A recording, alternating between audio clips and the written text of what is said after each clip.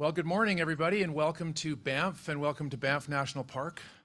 My name is Grant Statham, and I will be your MC today.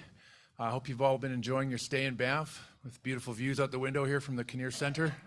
We've got Mount Norquay on the right, and Sulphur Mountain on the left, and Pilot Mountain out the back, so make sure at some point today you turn around and enjoy the view. Hope you enjoy your week here. Nice to see that everybody's back together in person. I understand this is the first time in 3 years that the General Assembly has met in person, so that's great, everybody to see everybody face to face. We have a very busy schedule today. We have 3 main programs going on. We have the General Assembly happening this morning.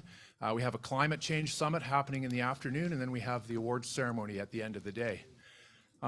So with that in mind, we have really tight timelines today, so I'd like just to introduce my yak bell, which we've all probably heard at some point. Let's hope that's the only time we hear that today. But I will have to work pretty hard to keep everybody on pretty strict timelines today. So if you're one of the speakers, please do your best to stay inside the allotted time so we can stay on schedule today. I'd just also like to mention that we're live streaming, so people who are listening remotely, welcome, and glad you're with us today. Okay, well, I'd like to start with an introduction from Francois Mass. Francois is with Parks Canada, and Francois is the superintendent for Lake Louise, Yoho, and Kootenay National Parks. Please come to the stage, Francois.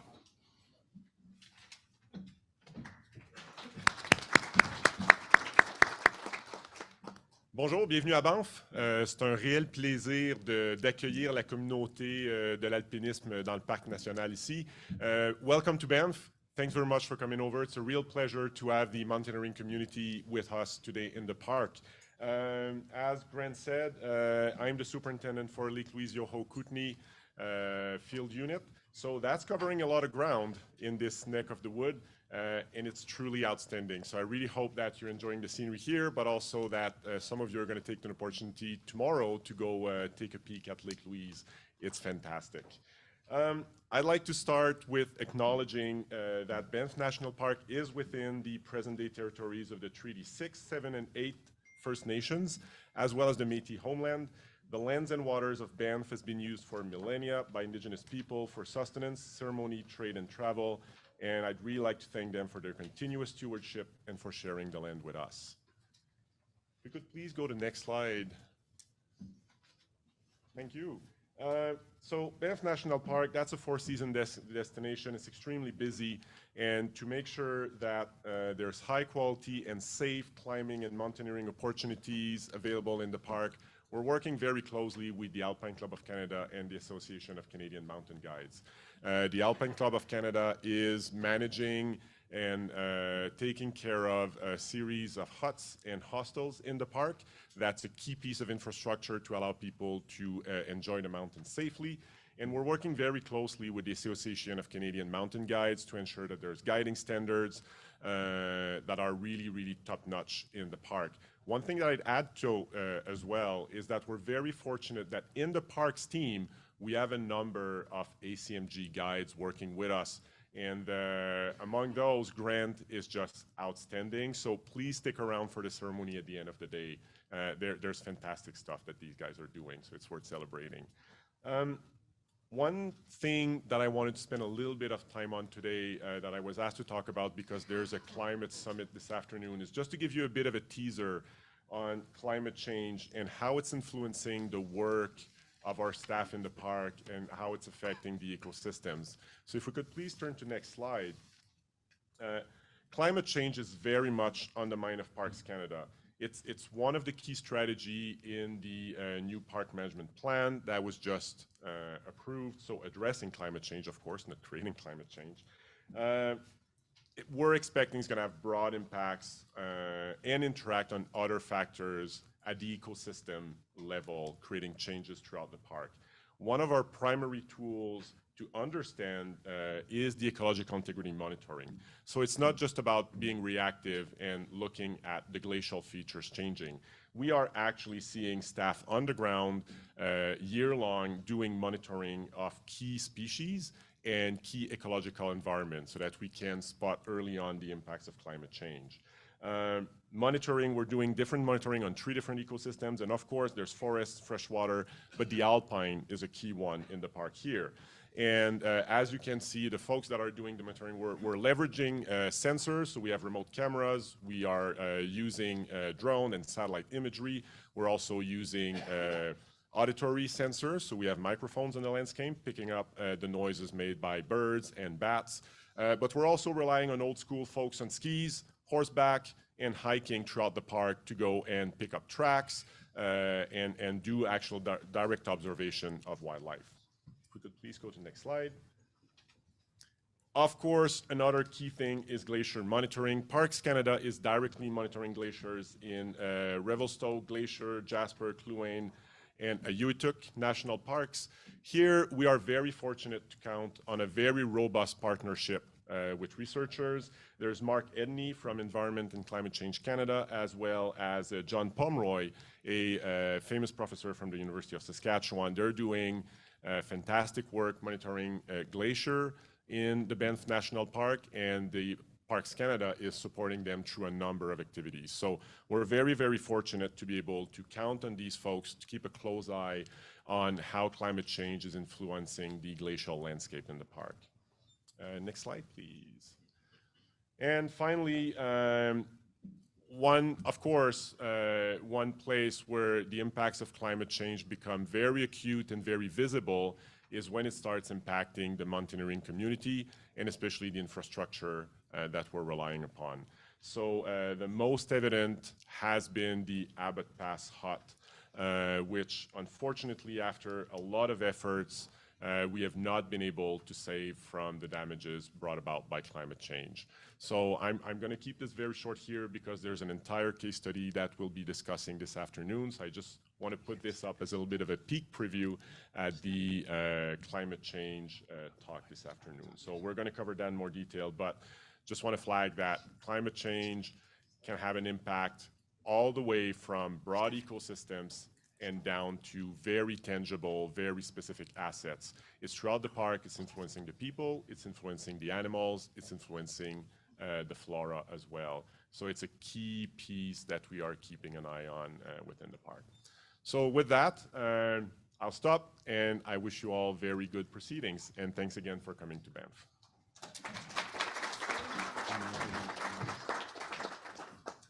Thank you, Francois. Next, I would like to turn the floor over to Peter Muir. He's the president of the UIAA, and Peter will have the controls for the next few minutes. Over to you, Peter. Thank you very much, Grant, and good morning, everyone. I am indeed the UIAA president, thanks to your kind vote. Thank you. I have to say, first of all, that while you people look really good in Zoom, you look fantastic in person. It is so nice to be with you all together again. It's been a long time. We tell a little story around my house that when I became president, my wife was very excited. Travel, all that kind of stuff, great. A couple of Zoom meetings. Then, okay, you're coming to 2022. That'll be great. Where are we going? Banff. Oh. Not that there's anything wrong with Banff, Francois. I love Banff. We're very proud of Banff and all the national parks and the job you do. We appreciate it. Thank you very much. So we have some administrative matters we have to deal with before we get started. First of all, I want to welcome some guests who are with us today, or people that you know. Of course, we have former UIAA President Fritz Wieland present. Stand up, Fritz. And we have UMA Deputy VP Jan Bludek here. Jan. And a nice surprise from the Club Alpine Italiano, I'm sorry, Pier Giorgio Olivetti, who you remember from the executive board. Thank you. And IFSC President Marco Scolaris is with us, Marco, and Erica Ricci is with him. From the Petzl Foundation, one of our true sponsors, Stefan Luck is here. And of course, we have Francois and Grant. We do have some absences, of course. Some people couldn't be with us for visa reasons or non-travel reasons, and we, of course, miss them. But I will mention two in particular. Mohammed Hashemi of the Executive Board from Iran, Of course, circumstances being different, he would have been here, but couldn't travel. And as well, Yaksina Hamna, president of the Ukrainian Mountaineering Federation, would have been here, but for other circumstances. But we will do something about them in 1 second. I would like now to take a moment to think back over the past couple of years. It's been very difficult years medically, and lots of losses in the mountains. It's been quite difficult. So we're going to take a moment to reflect on those people. But in particular, I want to talk about Larry Xu, who is from the Chinese Taipei Mountaineering Federation and was designated to be a delegate here with us today, but unfortunately within the last month died in a climbing accident, which is particular to see. So if you'll join me, and if Grant will give us the bell at a minute, we'll stand and reflect on those we've lost over the last couple of years.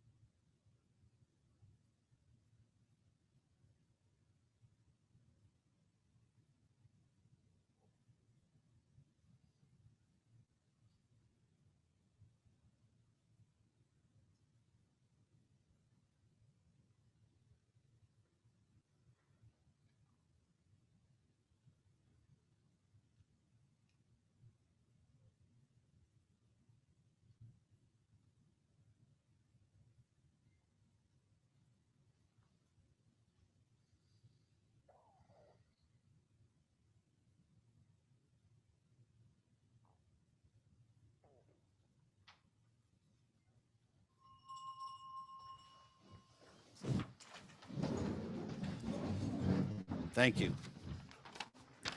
May that be the only time we hear that bell today. Some other preliminary matters we need to deal with.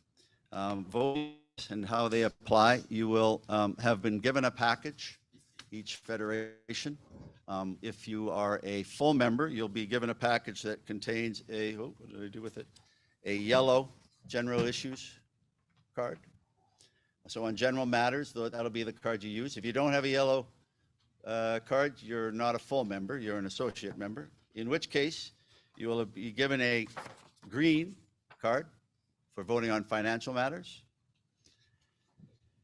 And then you will have some ballots for elections, management committee elections for the largest federation, for continental representatives, for a general representative to the management committee, and you should have 3 ballots for that.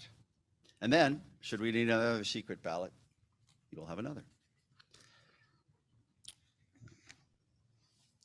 So, and while we're voting, we will have scrutineers who will oversee the ballots to the extent they need to be counted. Sometimes, of course, these things are obvious from the numbers, but Robin Bax, who has often carried out this task for us, will act as scrutineer along with Serena and Kate from the Alpine Club of Canada. We appreciate your volunteering for that. I did tell Robin that I had a nice, pleasant surprise for him last night, and he was very excited to learn what it is. And just to show you that I do remember I do listen and remember things. Robin made a point in Cyprus of the fact that we were using plastic water bottles, and called us out on that. So, cheers. It's glass. Now, I'd like to call Piotr from the Polish Federation to give us some information on the Ukrainian Federation. Piotr, you can probably just grab that microphone right over there.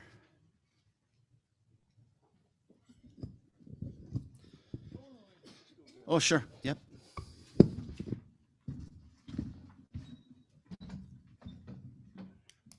Hi, I'm Piotr Sterling from Polish Mountaineering Association, and maybe this is for me the first and the last opportunity to stay here in front of the desk, so that's why I am doing this.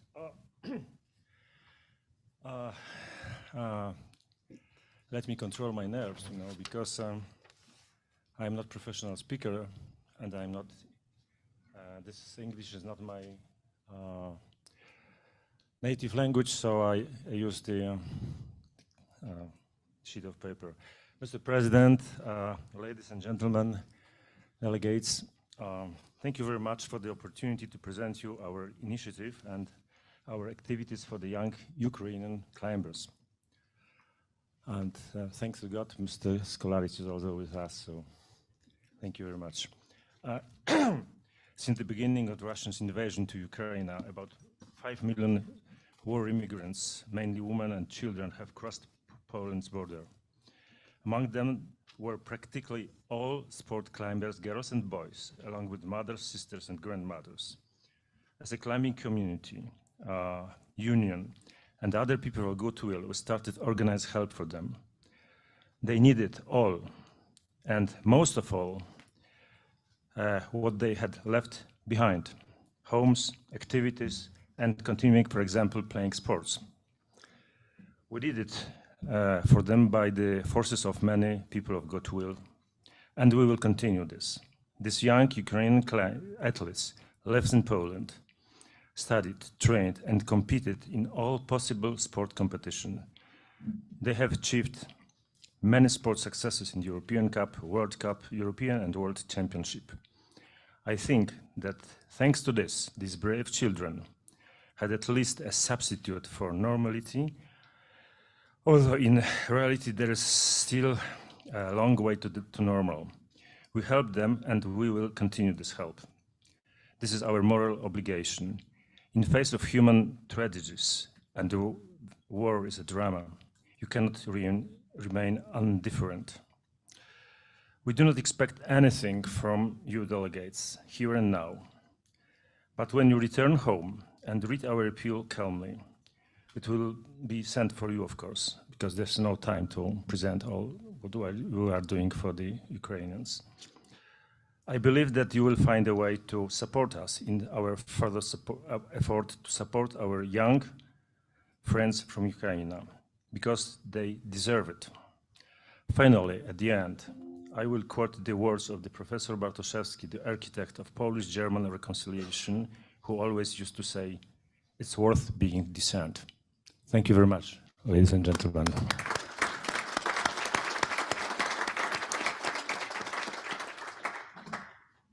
Thank you very much. So there is, before I announce the number of votes we have, there is one procedural matter we need to take, and that is in respect of the Ukraine. As I've said, they're unable to be with us today, but they have provided a proxy. But understandably, in the circumstances, they've been unable to pay their fees this year, which technically disqualifies them from exercising a vote in the General Assembly. That strikes me and the Executive Board and the Management Committee, and I'm sure you, as unfair. So I propose to you that we will conduct a vote to waive the requirement of the Ukrainian fees for 2022, and we will exercise the proxy by presenting it to the federation they've brought, which I'm proud to say is the Alpine Club of Canada. And as I consider this a financial matter, and I'm sure that you all wish to express something on this point, we will be using the green cards. So if you could raise the green cards, if you're in favor, please do so now.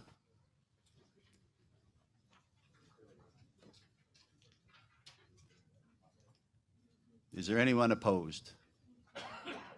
Of course not. Thank you very much. That's very kind of you. Excuse me for 1 second.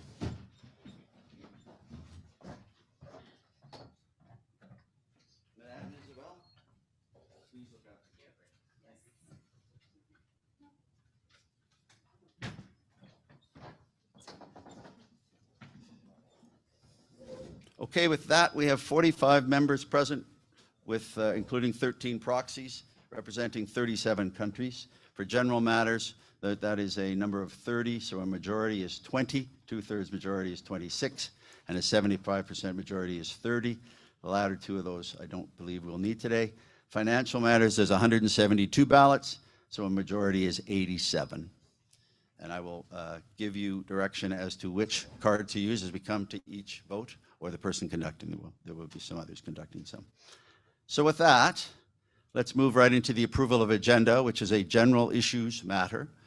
I'll ask you to, if you approve the agenda, are there any additions to the agenda?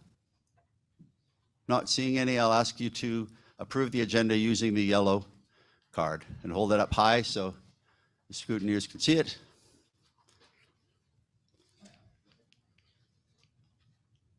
I think we're good, Robin and Serena and Kate. Yes, thank you. Thank you very much. And of course, you have in your supporting documents the annual minutes from the last General Assembly in 21. You've had an opportunity to review them. Are there any comments or concerns that you wish to raise? Amendments? Not seeing any. Again, that's a general issue, so I'll ask you to raise the yellow card if you approve of the minutes from the last meeting.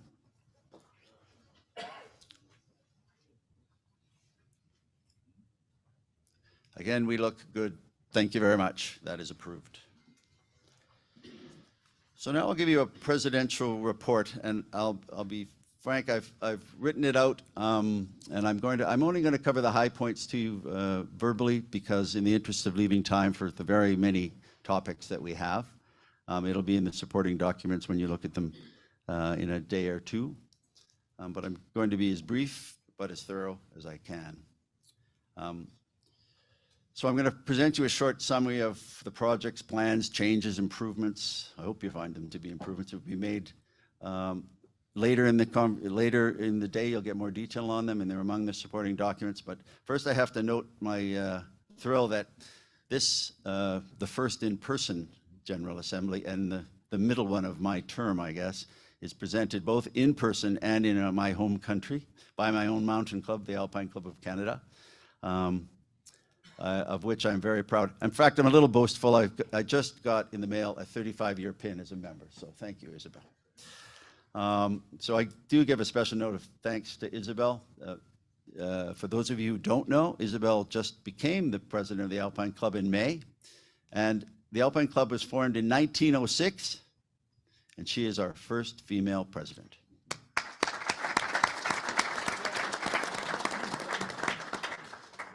And, unlike me, is extremely proficient in both languages.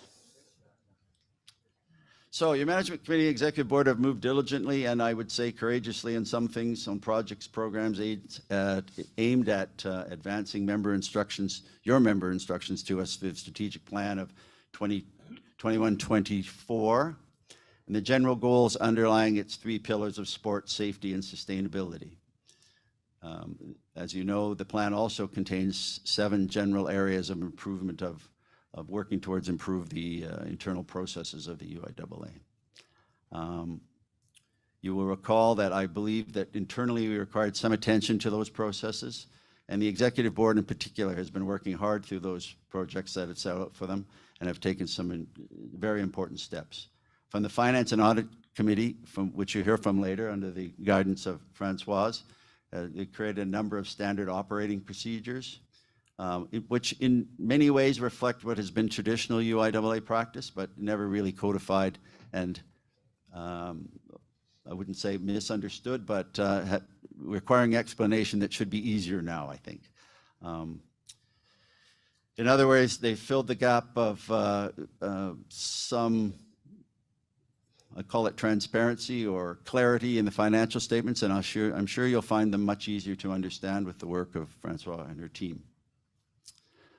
As you'll recall, we had a working group headed up by Amit Chowdhury, very capably handed up by him, which did some important reviews of our commission work, noting a number of items that in order to get the best from the commission required attention. In particular, the relationship, the interaction between the Management Committee and its commissions, and I think we're making steps in the right direction. They continue this work by creating a task description, a mandate, if you like, for each of the commissions that will be followed as we go forward. And we have made some substantial changes to the commissions we have. You will know that under the sport and safety pillars, we created a training commission, now under the presidency of Steve Long, because our feedback is that training is among the most important things we do, particularly for our smaller members, our newer members, and it's a critical part of mountain safety, of course.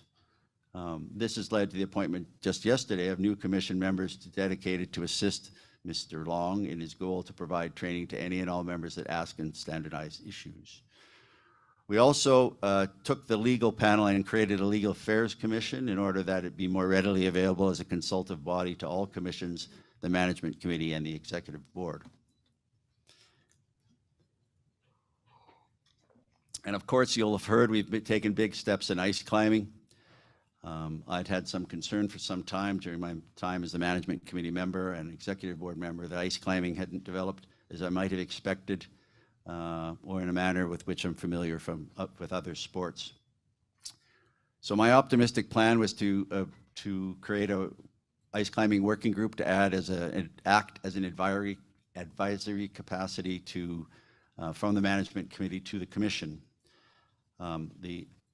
The working group, headed by Martin Lascano, so I left here, worked very hard. They worked very well together, and they did not make recommendations for radical surgery lightly, but after careful consideration of their report and fulsome debate, the management committee resolved to dissolve the Ice Climbing Commission, resolved to implement a temporary plan for management and administration of the 2022-2023 competition tour, and I assure you there will be a tour.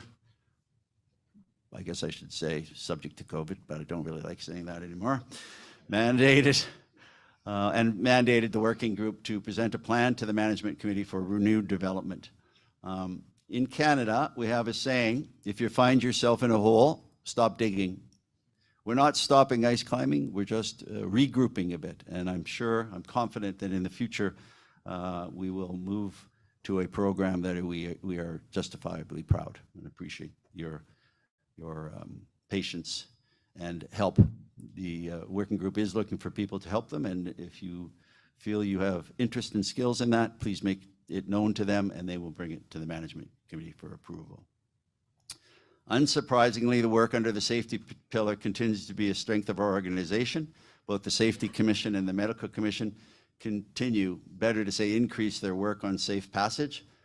Among the most notable accomplishments, you'll have seen their videos. In particular, my favorite on why purchasing UIAA certified gear is an investment in climbing. And the Medical Commission has done 2 fine videos for acclimatization for altitude and proper water treatment. If you've not already seen them, I'm sure you'll see them at some part during the day.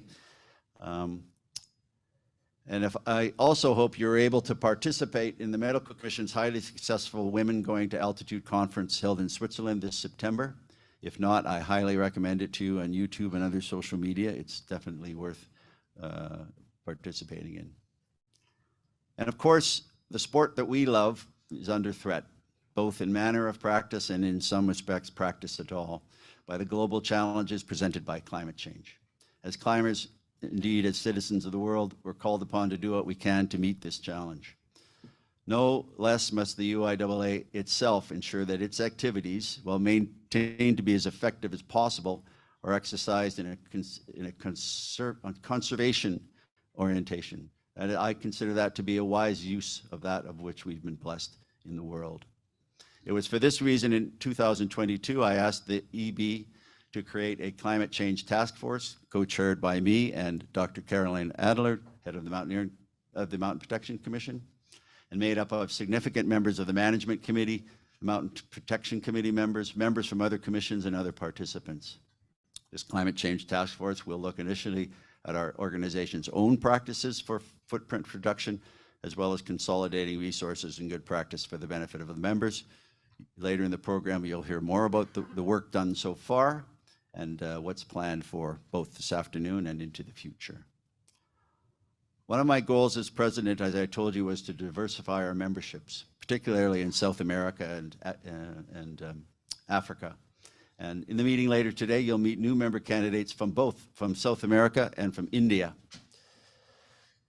We've also been expanding our outreach to other mountain organizations. You'll have heard of our successful management committee meeting run in conjunction with the general meeting of UMA this spring, and it was very successful, and we thank Jan and his group for their hospitality.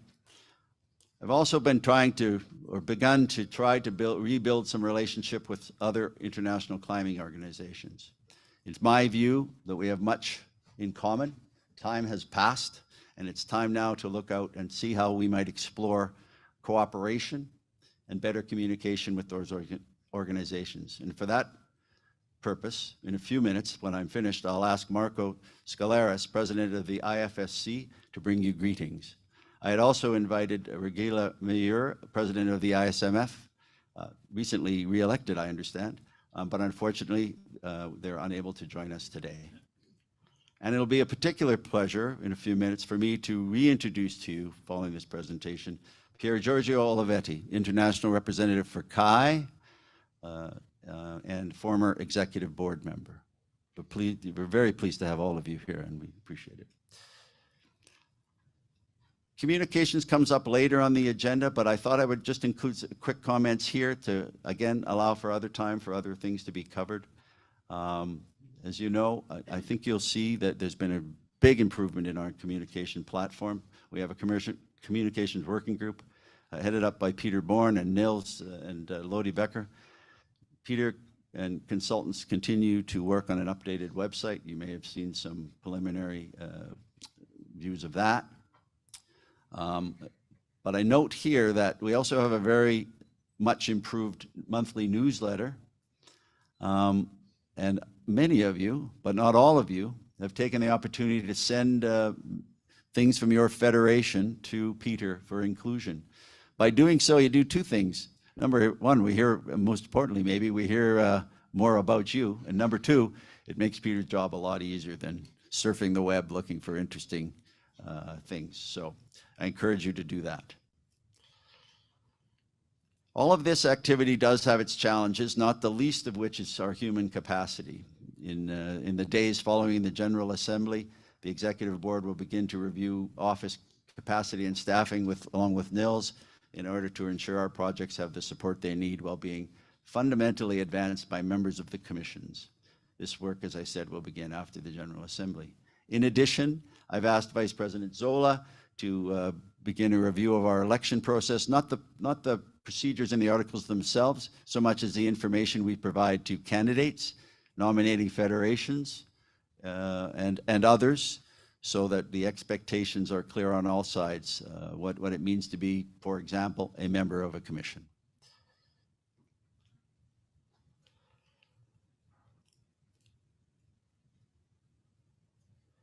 So I'm still convinced that the UIAA is based on sound principles, and the loyalty of you as members over the past couple of years has been extraordinary, and for that we are all deeply grateful, actually. I'm convinced that the work of the Executive Board, the Management Committee, and the commissions will continue to improve the UIAA into something that we're already proud of, but we can be even prouder. And so for our progress, I have to thank the members of the Executive Board. Just so you know, every month I interfere with their lunch hours because it's noon in Europe. Mind you, that means that my friend Martin and I have to get up at 7 a.m. and I get up at 5, but that's okay. That comes from living on the other side of the world, as it was said recently. Oh, sorry.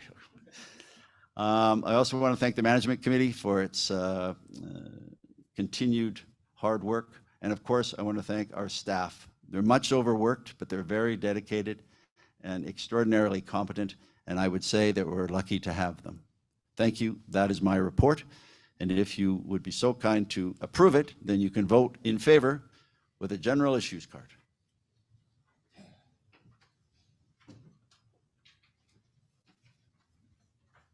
Whew, I passed. Thank you.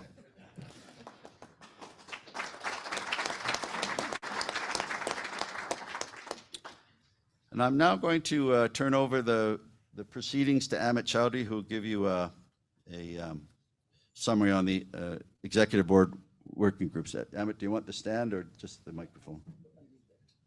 Yeah, that stands. Thank you, Peter, and good morning, everyone.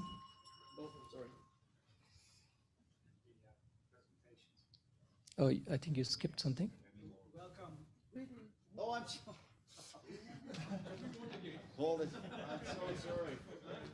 My guests, I apologize. I think that was a seniors moment. Give me that. Marco, please.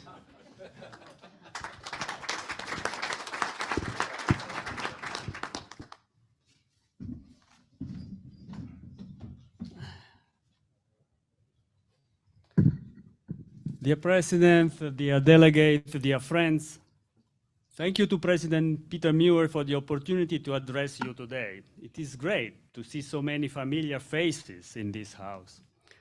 Some of you may remember it was precisely here in Banff that in 2006 we were faced with some difficult decisions about the road ahead of us. It was here that Silvio Calvi, in the middle of the General Assembly, asked me whether we were ready to create our own organization. I looked around and I said, yes, we are.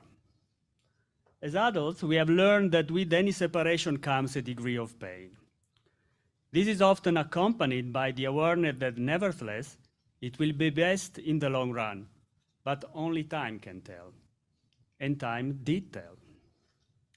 The last 16 years have been intense, and they have proven that the 2006 decision to create the IFSC was conceptually mature, driven by concrete, tangible goal, the Olympic dream. Thanks to great determination and a lot of work, the Olympic dream came true to the benefit of climbers worldwide. I'm pleased to share this stage with Peter today. With his leadership, I look forward to finding a common ground for initiatives on the big themes that affect our world today and pose a threat to the values that we as climbers share. To mention one, climate change. Both IFSC and UIAA are signatories of the United Nations Sport for Climate Action framework. I see in this project also the ISMF and its president, Regula Meyer, recently included in the Winter Olympic Games Milano Cortina 2026. The intention is to work together on a roadmap leading to concrete actions, so I invite the president of our families to exchange on how climbers can speak to this turbulent world. This is my 14th UIAA General Assembly. And I conclude with the hope that our communities, our people, can stand united in our diversity and be role models in the sport world and in the society of today and of tomorrow. I'm saying here again the word that I said in Tokyo in July 2021 when I addressed the IFSC Federation from the foot of the Olympic wall. From sea to summit, all the climbing world united. For a better world through sport, for a better world through climbing. Thank you. And now, since I still have 10 seconds, I have a book for you, Mr. President. And I also have to tell you that you will be welcome with your wife, if she likes Singapore, to attend the IFSC next General Assembly in Singapore, end of March of next year. So tell her that Singapore is a nice destination if she has not been there. So. Do they have national parks, Francis? They no. Thank you, everybody.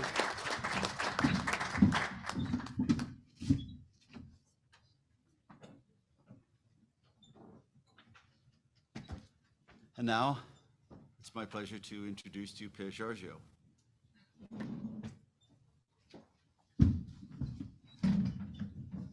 Hello. Dear President, dear friends and colleague mountaineers, all, it is an official speech, but I would say, hello guys. Here I am again representing CAI, Alpine Italian Club, you know, and I thanks so much the President Peter Muir and also all the board for the welcome and the possibility to speak in this stage. Thank you. I take you the warm greetings from the new President of CAI, Antonio Montani, and also the CAI board, and in which, in the board, I have the role of delegate for international affairs. As you know, the CAI is one of the founder federation of the UIAA in 1932. And after a long troubles and internal debate in January 2019, left the UAA. Now the air in CAI, the atmosphere, is changed, and the air in UIAA has changed too, thanks to the management of the president and present board. And we can look to the future. I don't know, probably it is also the air of Banff or the air of sparkling air of Canada, but the air is changing. Sorry, out of joke. I read on details your last annual report, and I found, because I am expert about that, it's very open, positive, and promising. And despite the tragic period of COVID, you have worked very hardly. Congratulations from the heart.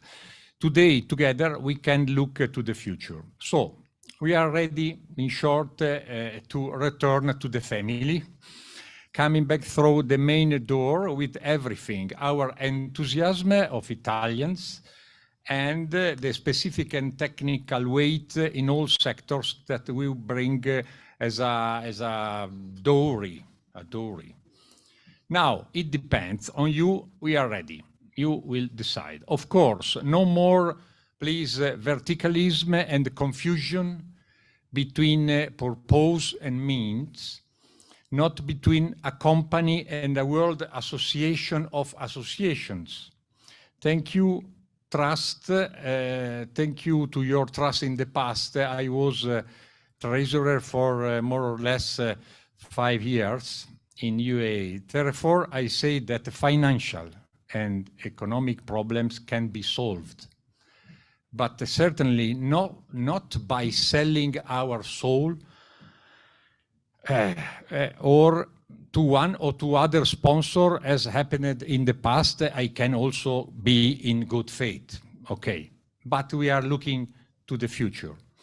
Normally, in human organization, there is a legitimate internal debate aimed at mutual harmony and enrichment, not to single thinking, especially among those who frequent the same environment and have the same experiences as us in the mountain first.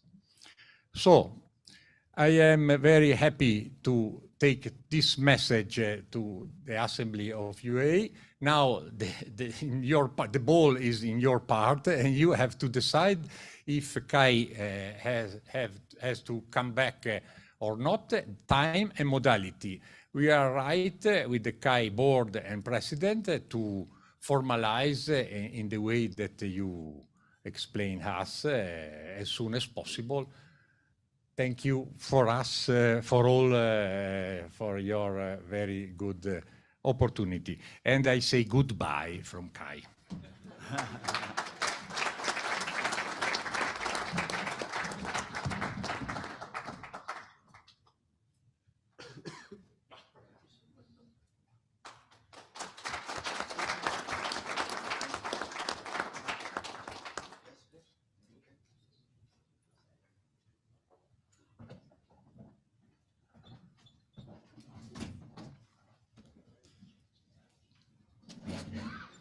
I periodically, as you know, step outside the agenda a little bit, and at times is a little bit outside as well. But it strikes me that the offer is presented, and I believe that there's the will in the room. So if you're prepared to, if someone will move adoption of CAI as a member, one of you, and then someone will second it, we'll have a general vote on the matter. Would anyone move that? Thank you, Pavlos. Second? Andy? For immediate entry of CAI back into the UIAA family, use the yellow cards, please.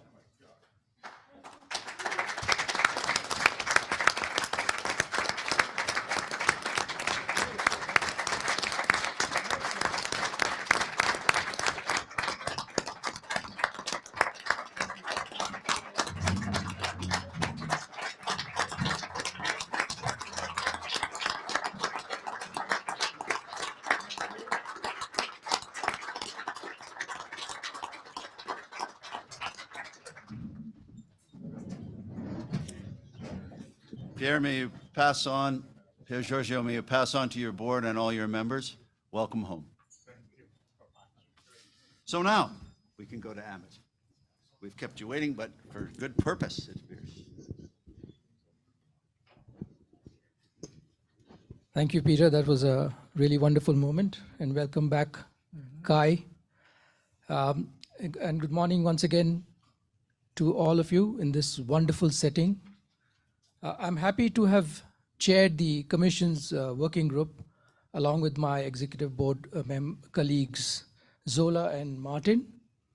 And I take this opportunity to thank them for their immense contribution and support. You will find the complete report in the supporting documents that have been sent to you, but I will just give you a short summary. Some of those things have already been mentioned by Peter. And if we move to the next slide, the terms of reference for this working group mainly were three things. Look at how Commission projects are aligned with the UIAA strategic goals, how the work of the Commissions could become more relevant to the needs of the member federations, and how the EB and MC could best help the Commissions in achieving their goals. Next slide, please. We had several rounds of meetings with the Commission presidents and attended several Commission meetings to get inputs and insights into their workings and the problems that they faced in meeting their tasks. I must mention that the Commission presidents and delegates were very enthusiastic, had a very positive outlook, and came forward with extremely useful suggestions and recommendations on what needs to be done to improve productivity and add value to the needs of the member federations. Our recommendations, again, are contained in detail in the full report, which is part of your supporting documents, and I encourage you to read the full report as it has some very interesting and useful observations that we gathered through this process. The Commissions themselves,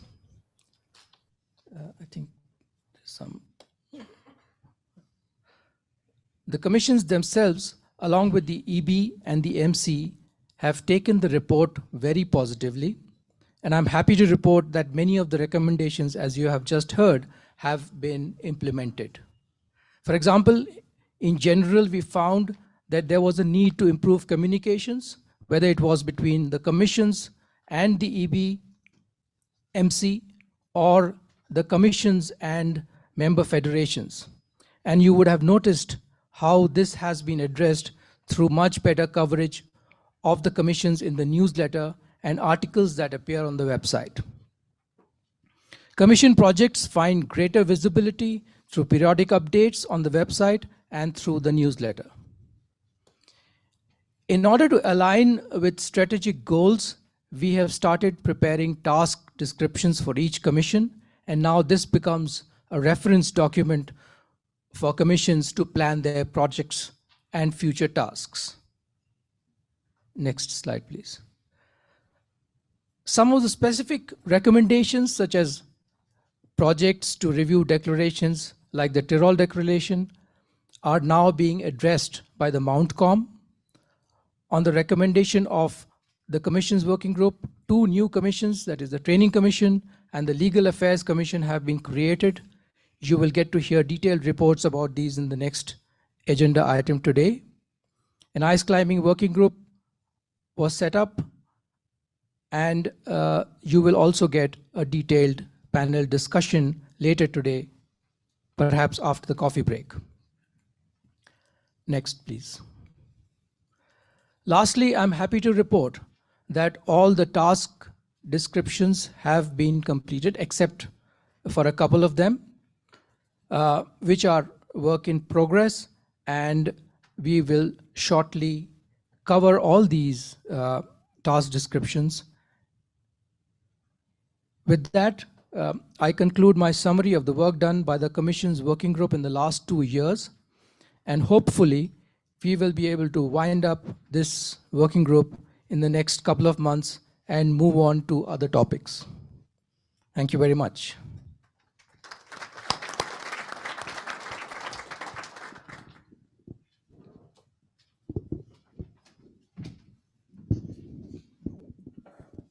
Thank you, everybody.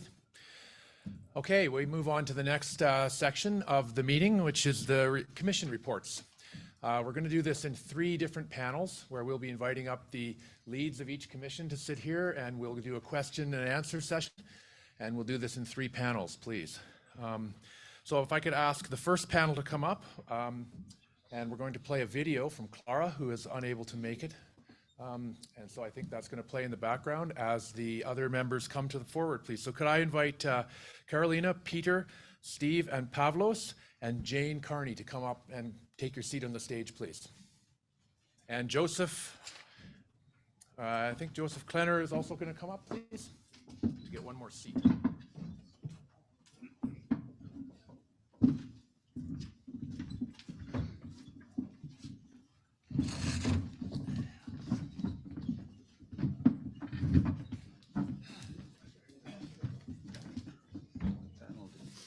Good morning, everybody. I'm not part of this discussion, but before they start with the issues and with the themes given in the agenda, the board has asked me yesterday to give a short review what has been done in the climate task force. The president has announced and explained that they have established this in the beginning of the year. So we did in one subgroup, and that is the main activity so far, a survey among the members of the UIAA to get feedback where we are, where the federations are. So we asked 10 different federations of different sizes on different continents to give their input, which we can use for the task force and which we can use for the afternoon climate summit. So we have sorted out what you have answered to us.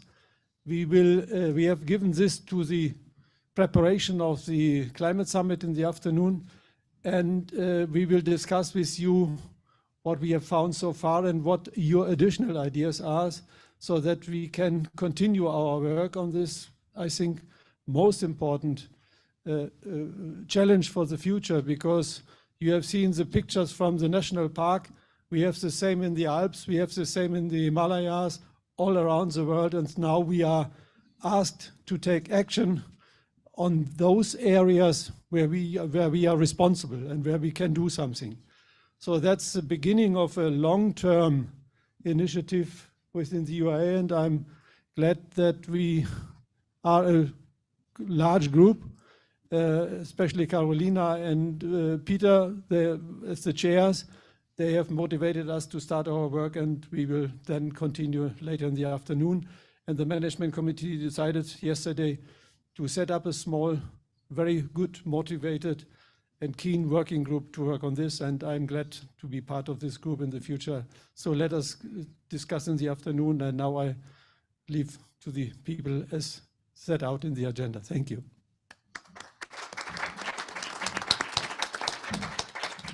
Thank you, Joseph. I think it'll be a very interesting afternoon. I'm looking forward to it. Okay, let's move to the commission reports. I think we'll start with the Legal Commission report, which is Clara Dvorakova. Clara was unable to attend, but I had the privilege of meeting with her just the other day. And so I believe we have a recorded video that we're going to play of a few minutes for the report from the Legal Commission. Please go ahead.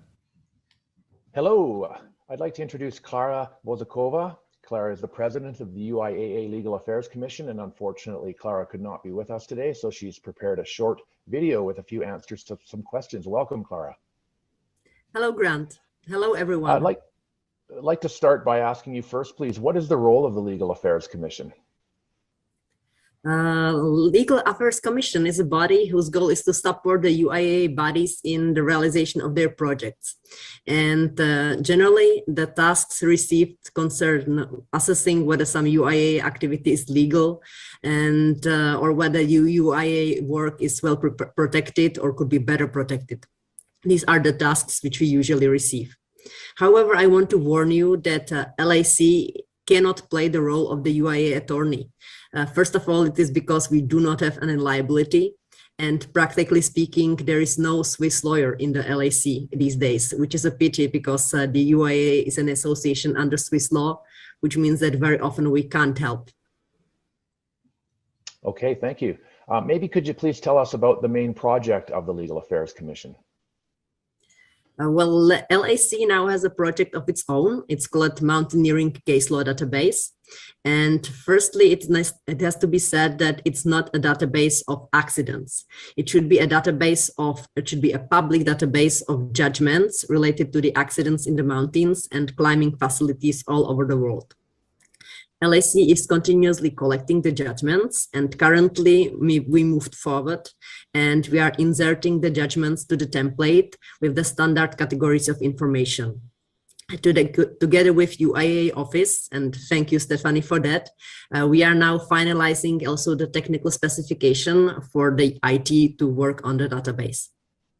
From the perspective of the user, the database will enable everyone to search cases based on the different criteria, for example, based on the country of accident, country of the judgments, or based on the mountaineering activity involved.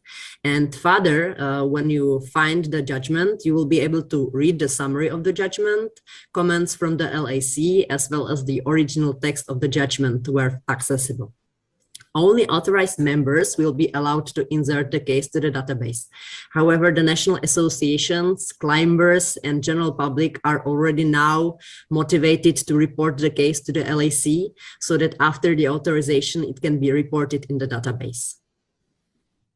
Okay, thank you. And I guess finally, could you tell us what are some of the needs of the Legal Affairs Commission and how can others become involved? Well, we are constantly looking for lawyers, and we really need them to be lawyers who would be ready to onboard LAC. Even though we have members across the continents, from the practical point of view, as I said, we are looking for a Swiss lawyer. And also from the point of view of the database, which is being created, we are now looking for lawyers from German-speaking countries, as well as from the UK, because we have none. And also, in contrast to the US members, where there are 2 US members in LAC, there is no lawyer from Canada currently as a member of LAC. So I think this should be changed. Okay, thank you. I hope all the Canadian lawyers were listening closely. Clara, thank you for your time and for answering the questions today. I'm sorry you couldn't be with us in Banff, but really appreciate you helping us out with this video, and best wishes with the Legal Affairs Commission. I'm sorry as well. Thank you. Thank you, and goodbye, Grant, virtually. Back to Grant in person. That's the first time I've ever introduced myself to myself. Thank you, Clara. I'd just like to say that we don't sue each other as much in Canada. That's the problem. But we do have lawyers. So if you're a Canadian lawyer and looks interesting, please put your hand up. Okay, let's continue to move through. We're going to go live now, actually, and we'll start with Carolina Adler from the UIAA Mountain Protection Commission. Are you able to I think we can just share these microphones here. So Carolina is with the Mountain Protection Commission, and I believe we have some PowerPoint slides that we'll run behind as we talk. Just to remind everybody, we have 4 minutes for each of these, so we'll do our very best with some flexibility to get through this. So Carolina, welcome. Thank you very much, and how great it is to see everyone in person after 3 years being away. It's great to be here. Thank you for this opportunity. And on behalf of the Mountain Protection Commission, we're very grateful also for the support and the encouragement that we receive from member federations. This is very important for us in conducting our volunteer work for this organization. Thank you. Okay, we have 2 questions. Let's start with the first one, Carolina. The Mountain Protection Commission is looking to update the existing declaration, UIAA Environmental Objectives and Guidelines. Can you tell us a bit more about what these are and why this is crucial to update them, please? Thank you very much. These guidelines essentially personify the principles by which the UIAA stands in terms of mountain protection and sustainability. And in the work of the Commission since it was established in 1969, it's been very important for us to be seen and to be active in promoting mountain protection, not just in the context of mountaineering, but also in the context of those communities and places that we visit and we are a part of. The original environmental guidelines were prepared by the UIAA back in 2000, actually prior to 2002, and were launched in 2002 to mark what was then the UN declared Year of Mountains, the first International Year of Mountains proclaimed by the United Nations. And so it was important for us to have that document as a testament of what we stand to do on this subject. Over the past 20 years, we've made considerable progress on this. However, the United Nations again made a proclamation with the resolution last December to proclaim 2022 as the International Year of Sustainable Mountain Development. And why they did that is because despite the progress being made globally, we are still seeing considerable impacts and effects in mountains still not resolved. And it's important for organizations like the UIAA to also be seen to respond to that. So the General Assembly has proclaimed 2022 as, again, the International Year of Mountains, and it was an opportunity for us to revisit what has been our contribution over the years to that observance as well, and what we can in fact do better and improve going forward. So this has been a process where we are looking to essentially update the content of these guidelines to reflect many of the declarations, statements, and vignettes and case studies that have been carried out throughout the years with member federations, as well as the work of the Climate Change Task Force, which is a very important and very encouraging move within this organisation, as well as integrating many of the guidelines and recommendations we make to those who host events in the name of the UIAA. This is also important to ensure those are taken into account. And of course, the best practices and external sources of key information, not least, for example, through organizations such as the UN Environment Programme. So all of that, it's been consolidated and put together into what will become the UIA's response to the International Year of Mountains 2022 with a new proclaimed and updated version of these guidelines. And what we would like to see happen with those guidelines is not just having a written declaration, but in fact utilize that as a means to engage with federations to help in the operationalization of those in practice. Yes, and this is something that the Commission is very much committed to taking forward. Thank you. Thank you. I think you may have just answered the second question, but the question is, what output and support can the UIAA member federations expect? Yeah. Thank you. Second slide, I think I can just very briefly mention what the key concept is, because this is probably what's the relevant bit for our member federations. So as I said, this is moving beyond just principle and written statements, but rather making these a tangible tool by which we engage in practice and implementing not just issues relating to climate change, but also waste and biodiversity loss, which together taken into account in the context of the triple planetary crisis as it's been framed within the international organizations dealing with environmental matters. And what we also like to better differentiate versus what was done in the first guidelines is in fact differentiate better the audiences and what we would like and expect those different audiences to do. And there are three general groups that we would like to target our key messages to, and that is the UIAA as an organization itself. I think that is important to recognize that we carry a visibility worldwide that is important to support in terms of its sustainability actions. The second is, of course, our member federations, and in fact, this is one of the crucial and most important audience with whom we would like to certainly work with, and the individual mountaineers. Is important to also package those key messages to engage the general community out there in terms of what mountaineering stands for. And what can member federations get? In fact, what we would like to propose is also hands-on workshops and engagements during the course of next year and into 2024, because this is in response to many calls that we've received for help in how to, in fact, translate this into action for those federations who, in fact, need it. So this is something that we look forward to be able to do in more concrete terms with the Federation. Thanks. Thank you very much. Maybe I'll ask everyone just to hold applause, and we'll have one round of applause for the work of the commissions with the end of each panel. Thank you, Carolina. Okay, next we will pass the microphone to Peter Farkas. Peter's with the UIAA Mountaineering Commission. He is the president. Welcome, Peter. I wonder if you could start, please, by describing in a few words, the main tasks and projects of the Mountaineering Commission. Hello, everybody. As you have heard, the Mountaineering Commission included the training until May this year. So we are talking about last year's projects, and in the last year, the training dominated the Mountaineering Commission. It was good and it was bad. It was good because they did perfect job, and it was bad because it made the rest of the commission members who were not members of the training, it made them lazy. So what the training did, Steve will tell you. We had we had 3 significant projects last year, and we would like to continue that, and I will talk about it in the second part.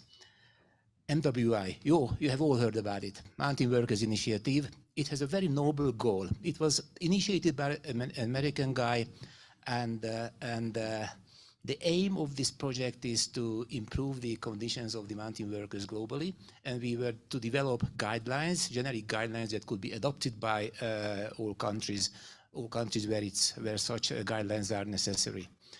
About the future, I will tell you later. Accident. The Mountaineering Commission has been working on every possible aspects of accidents for years and years and years. This resulted in a massive material, several topics that are loosely related to accidents. To give you a few examples, accidents due to navigation problems or navigation skills, how do we report accidents, even a comparison of when the accidents generally happen, in what time of the day.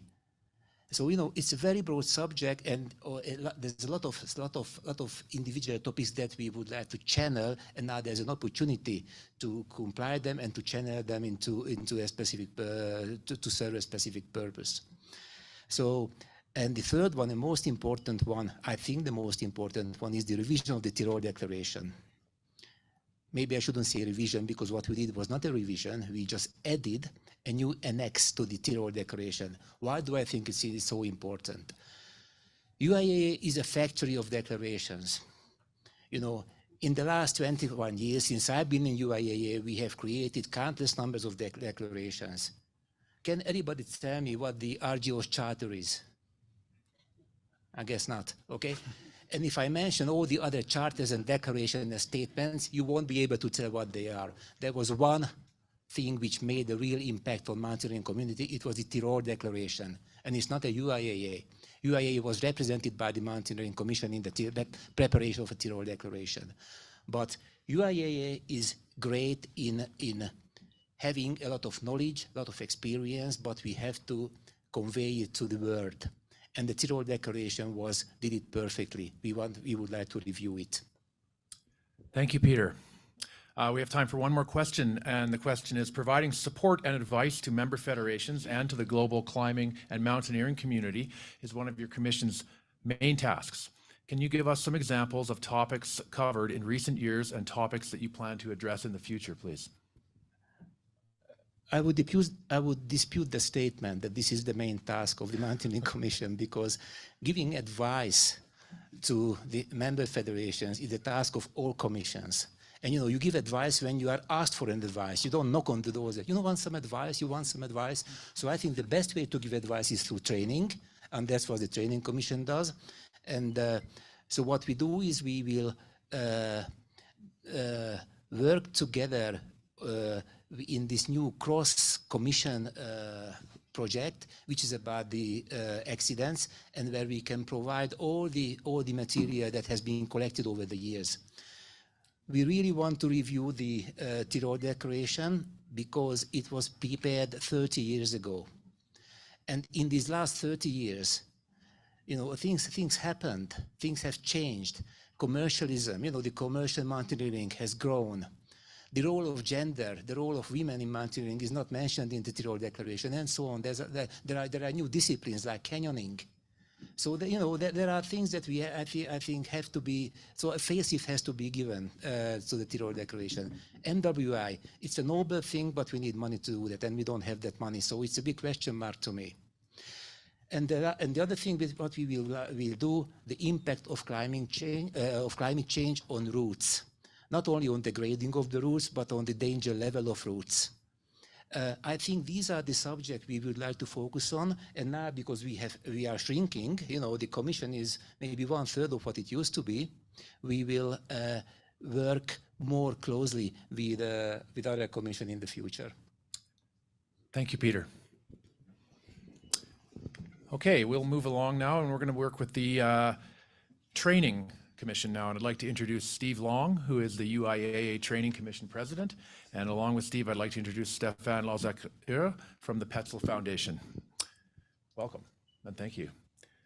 The first question, Steve, I think is for you. Training has now become a full commission. What are the services and opportunities that you will be providing to member organizations? Yeah, thanks. Yeah, it's great to see you all again in person. So the opportunities and services are, in a way, the opportunities are services, and the services are opportunities. And there's so much. It's you know, I'm a mountain guide. I've had a very lucky career, but the most exciting and interesting work is this training through the UIA. And I think it's a fantastic opportunity for all the federations. So. First of all, I'd just like to mention, as we're in Canada, that we've had massive contribution from individual Canadians into where we are now, and it has been a learning and growth process. So your biggest opportunity is representation. We are now a commission, and we do invite new membership.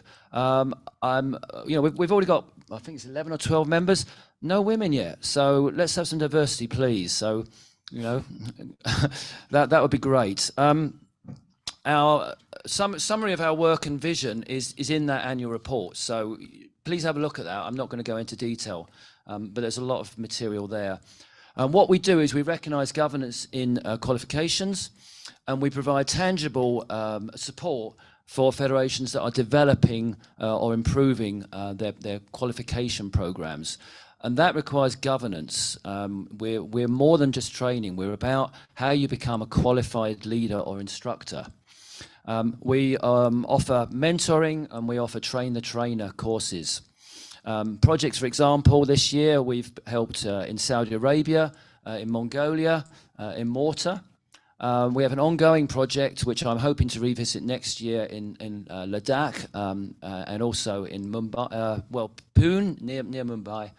So those are tangible projects which we've been working on, and we're piloting skills in countries that don't yet have federations, encouraging them, if they want to take it to the next stage, they need governance and they need to be members of the UIA.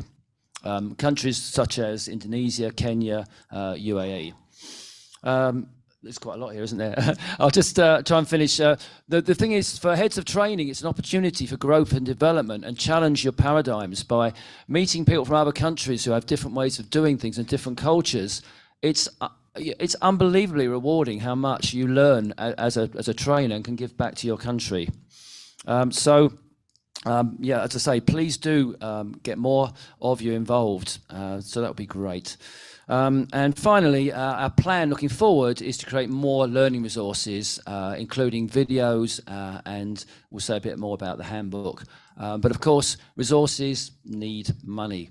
And I'll talk later, if I get a chance, about our kind of business plan. Thanks. Thank you, Steve. I got the opportunity to meet with Steve last week and come to the quick conclusion this is a very busy commission. Okay, I'd like to move to Stéphane Lacamer, who's from the Petzl Foundation, and I wonder if she could speak about the project with the Alpine skills, please. So I'm very happy to share with you the new improvement of the Alpine handbook. So this new edition you have on your desk was designed by the UIAA office. Thank Niels for your commitment to develop it. And it was printed here in Canada, thanks to the Alpine Club of Canada. Let me say you that it is a limited edition and it will soon be a collector. As you can see, the book has grown since its first edition in 2011.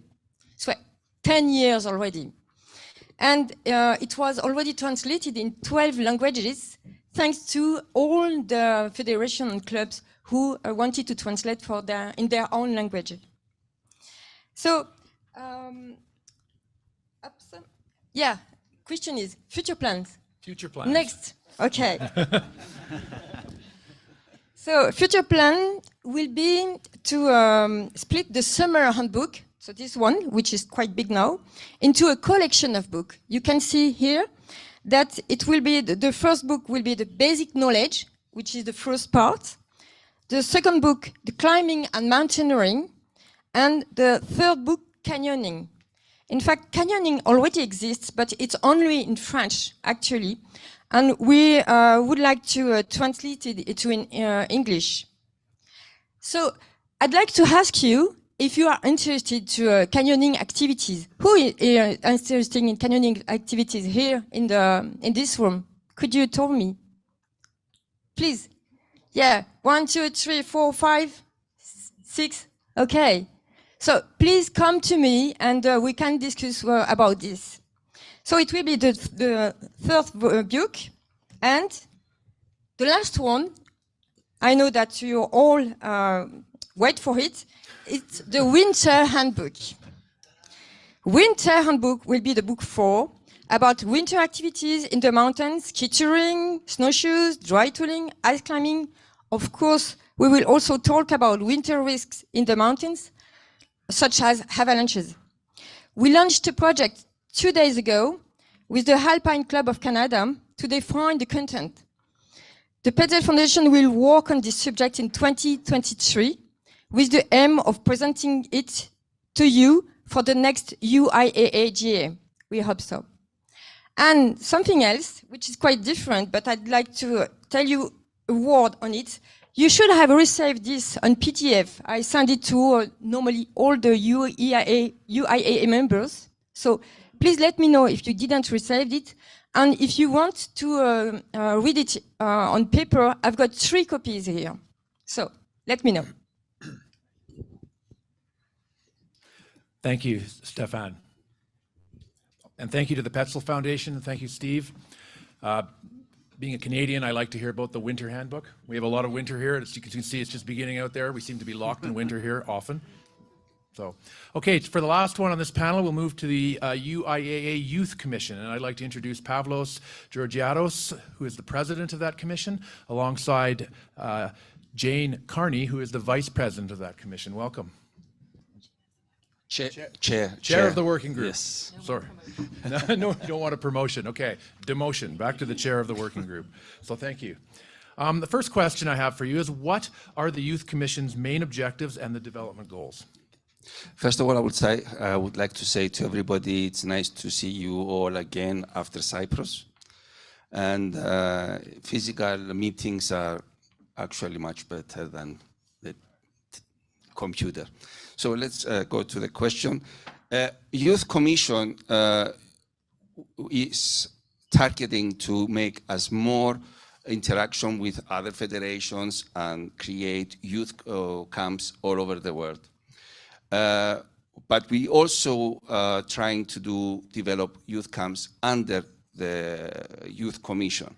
And we are trying now to find sponsors that will support our effort, and so we can go to countries that are not so strong, and that we can give the opportunity to their youth to meet the UIA ethics and where we want to go and how we work with the whole world. And we have created, to establish this, we have created the innovation panel. Jane is the chair of the innovation panel. And on this panel are all experts. So these experts are called experts because they're in their own country, and they are from each, we have at least one from each country. These people are experts because they organize in their country youth camps. So that helped us a lot because we get together, we talk, and we decide to promote and to organize in these countries national youth camps. But we instead of going just national, we say international youth camps. And what happens is, let's say you are in Cyprus, and we did the one this year, we called it international, and that gave us a nice surprise because it was in English, which our native language is Greek, but it was in English, and that gave and when we advertised it, it gave the opportunity to so many children and youth that from other countries living in Cyprus. So we did have an international youth camp in Cyprus from different countries living in Cyprus. So that made it a very big success. So I don't forget something. So yeah, our main issue is to have something to come out of a youth camp. So we decided with the other commissions, and especially the training commission, to work together. And we created, and we are creating, actually, we're in the process to creating skills and certifications for different levels and climbing, hiking, and everything that we can think about. And Steve has been very helpful. And during the summer one in Cyprus, we also had a pilot program about the certification. And what we did was we educated the kids about UIA.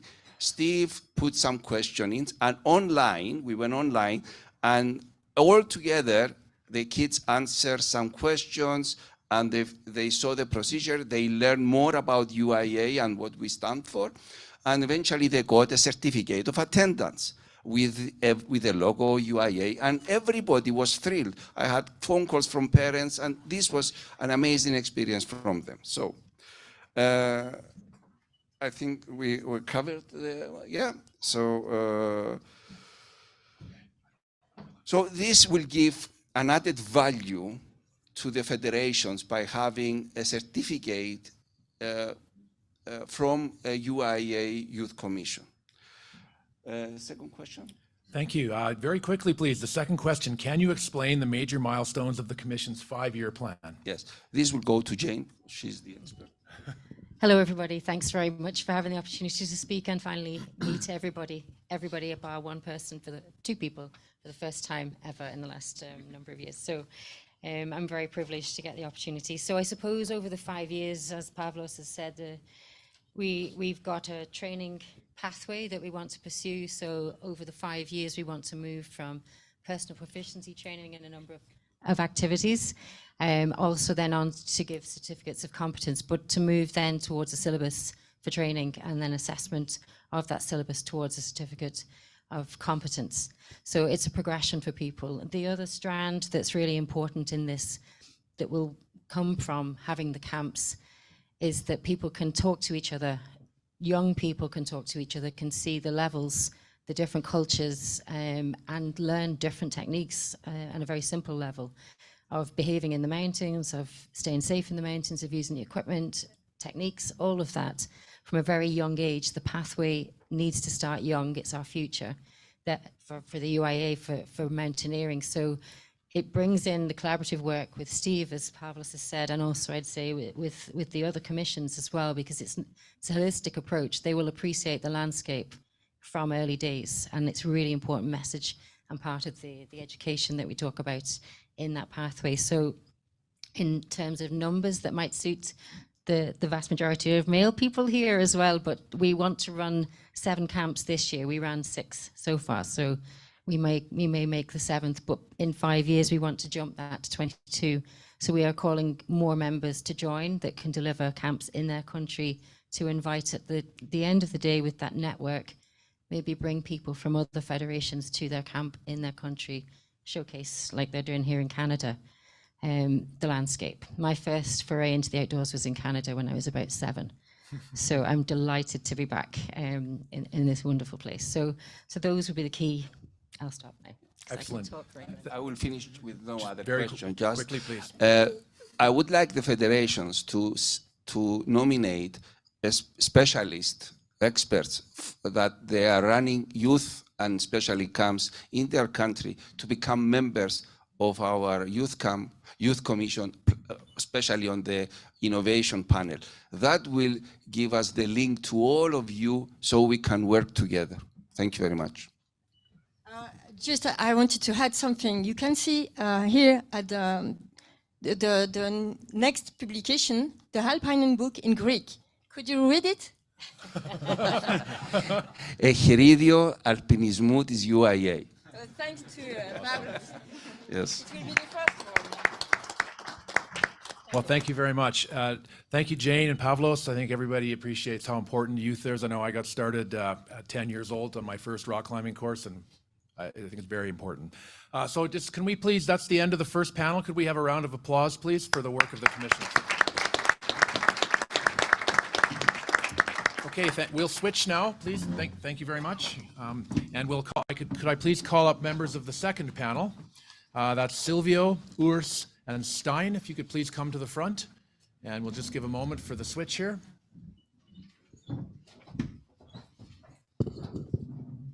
Hello, everybody. I'd like to introduce Lionel Quiner. Lionel is the president of the UIAA Safety Commission, and unfortunately he couldn't be with us in Banff today, so we've recorded a short video ahead of time where he's going to explain some of the work of the Safety Commission. Welcome, Lionel. Hello, Grant. Hello, everybody. Thank you. I wonder if maybe we could start talking about the recent video. I understand the UIAA Safety Commission has recently produced a video. I wonder if you could describe that, please. Yes, so this video is a short explanation of what is the UIA safety label.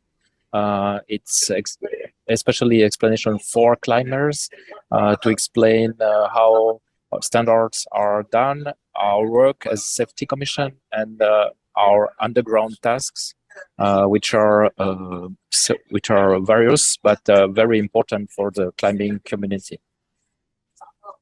That sounds great. As a climber, I know I'd really appreciate that, understanding that a little bit better. Do you feel the work of the UIA Safety Commission comes across well in that video? Oh, yes, I think so. Yeah, this video is really well explaining what our main tasks are. They could be a little bit hidden behind the UIAA name, but I think they should be known by climbers. We are issuing and updating continuously the standards for safety climbing and mountaineering equipment. It's based on current practices, so as soon as one practice is evolving or a new activity, we have to issue a new standard or update the existing ones. And we have also to find reproducible tests, which is really a challenge. So sometimes the standards could have tests which are quite different from the current practices, but in fact it's only because it's the only way to be able to compare equipment and find similar results within different laboratories. And yeah, this work is really important, and it's done very closely with the laboratories, but also with the manufacturers, to be really involved in all the aspects from the manufacturing side up to the climbers which are using this equipment in a safe way. And we are sometimes very Eurocentric, but more and more we are trying to be more close to Asian and also South American people. Like they have sometimes a little bit different behaviors, and also In Europe, you can only buy certified equipment from with CE mark, which is quite easy. But we have to not to forget that in other part of the world, the equipment could be buy without any safety labels. That's why UIAA is very important, and we are really working hard to have this UIAA safety label all around the world. Thank you. It's definitely a label that we've looked for here in North America, that's for sure. I wonder, could you describe some of the other main ongoing projects within the Safety Commission? Yes, so the main ones are, we have regular issues with corrosion of rock anchors. We try to solve this by issuing new standards regarding the corrosion and stress corrosion cracking testing. But now we have also some issues with welding of rock anchor, like the top anchor. You have some rings which are welded together to close the loop. And then we have we discovered some nasty welding, and we have really to work on this. We are working hard to really check all manufacturer products, and we will issue as soon as possible guidelines, and also maybe ask for some recalls of rock anchors. Another hot topic is we discovered some canyoning harnesses with a very low strength after 2 or 3 years of use, which is really scary. So we are now trying to simulate the environmental degradation of textile equipment within UV chambers and accelerated tests to be able to really understand the root cause of this degradation and work eventually on an update of the standards. We are working closely with manufacturer on this topic. Thank you. And maybe, Lino, just quickly to finish off here, I understand there's research going on into headlamps and low stretch ropes. What can you tell us about that? Yeah, so headlamps could be seen as a very not it's not related to direct safety, but you can be within, in the mountains and having a big issue if your headlamps is broken. So we are working on a standard for headlamps with a very harsh requirements. On very low stretch ropes, we are working to really focus on specific usage such as canyoning or speleology, or where we need really very low, almost zero elongation ropes. But we have also other topics we are discussing now, such as the avalanche beacons become more and more evolved, and maybe there needs some worldwide new standards because they are quite old standards. They are working well, but probably we can improve for example, the communication between different brands. Also, we are closely following the work of SEN, which are updating the avalanche airbag standards, also the Via Ferrata set standards, or issue a new one to have a good interfaces between crampons and skiing boots. And also regarding the load sharing devices, we will probably have an update soon. Great. Well, thanks for the update, Lino. That was very interesting, and sorry you couldn't join us in Banff. Okay, over to you, Grant, in the live room. Thank you, Grant. Thank you. Very interesting stuff. Okay, I think we're going to watch a short video now on the UIAA safety label.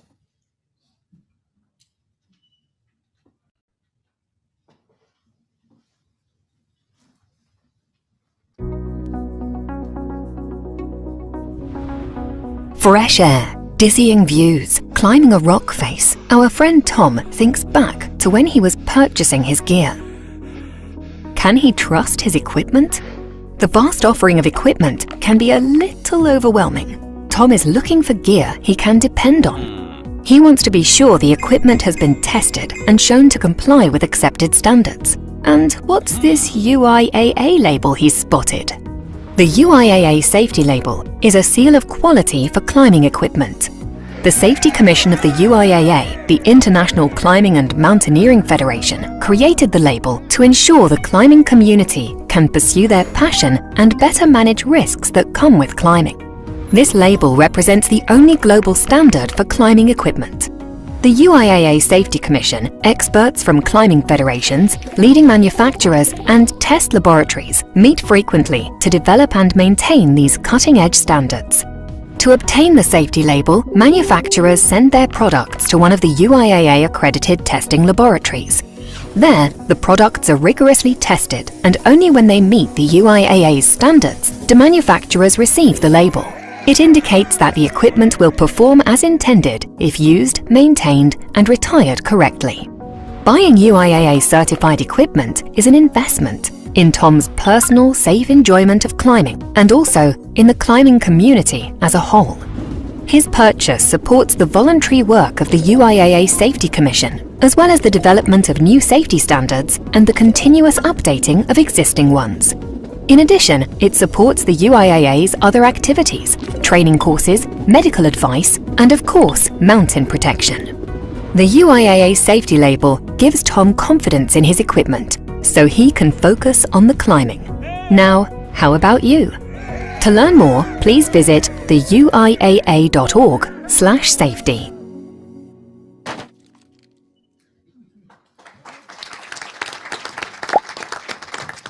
That's a great video. I know we look for that label here in the workplace all the time, and I try not to be like Tom and wonder if it's safe when I'm halfway up a pitch.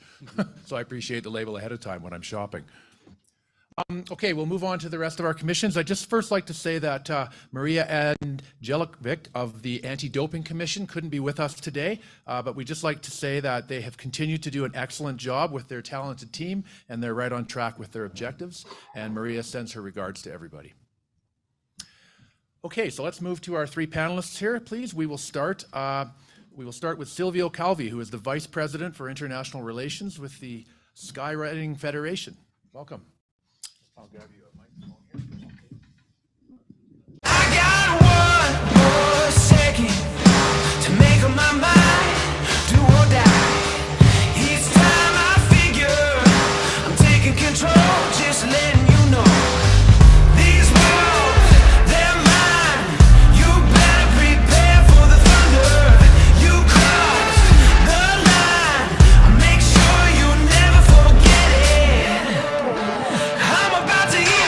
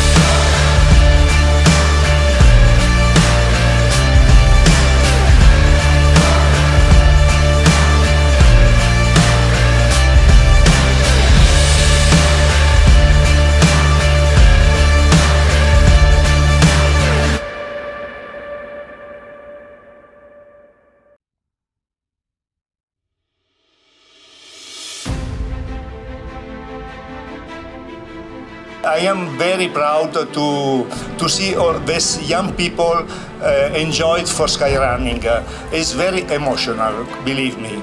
And so good luck for the tomorrow race, because it's our day, very steep and very hot. Start slowly.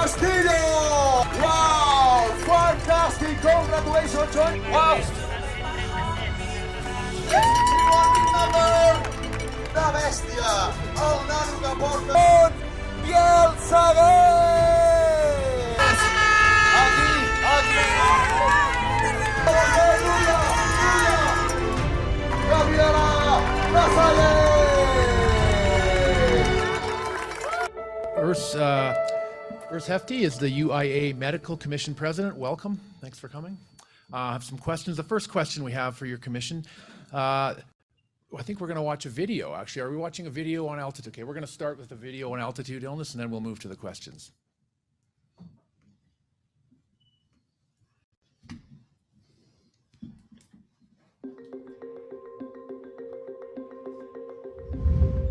A group of climbers is ascending a peak. The higher they climb, the more the air pressure decreases.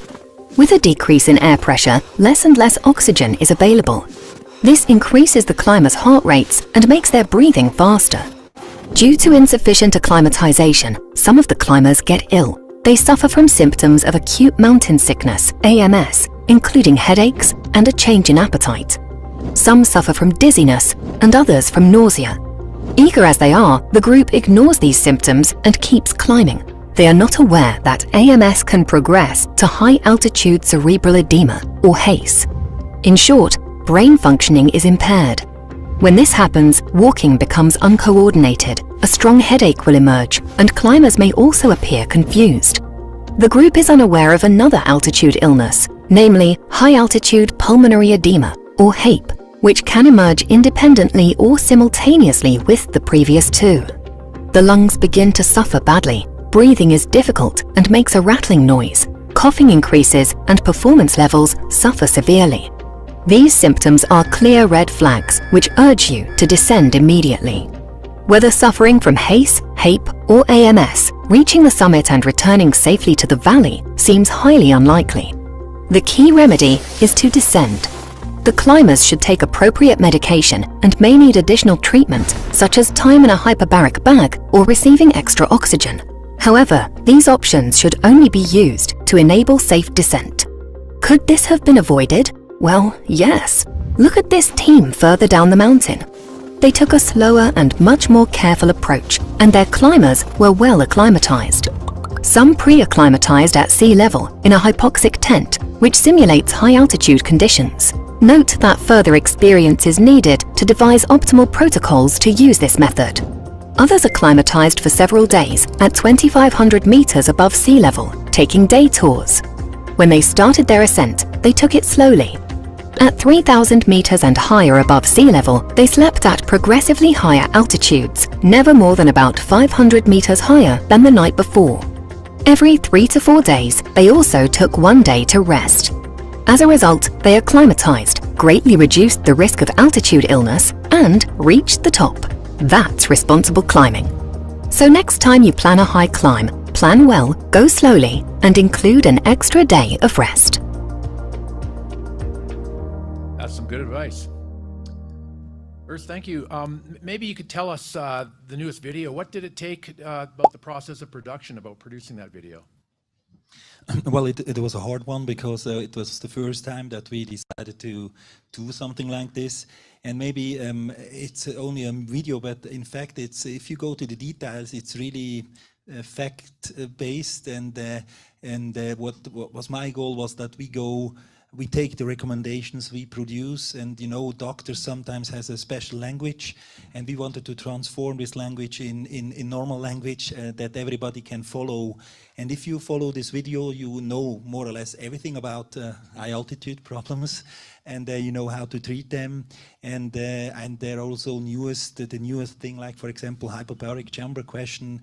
We touched this a bit. So I think it's a lot of work. The details are very interesting, and you have to have a nice script that people follows. And you see, it's a very short video, so that you know we know from research that after 45 seconds people check again their iPhone. So we have to make nice videos. Yes. Thank you. Yeah, the importance of communication can't be overstated, taking something technical and making it so people can understand it. You mentioned recommendations. I wonder, could you explain what does it take to update an existing medical commission recommendation? An example might be women or children.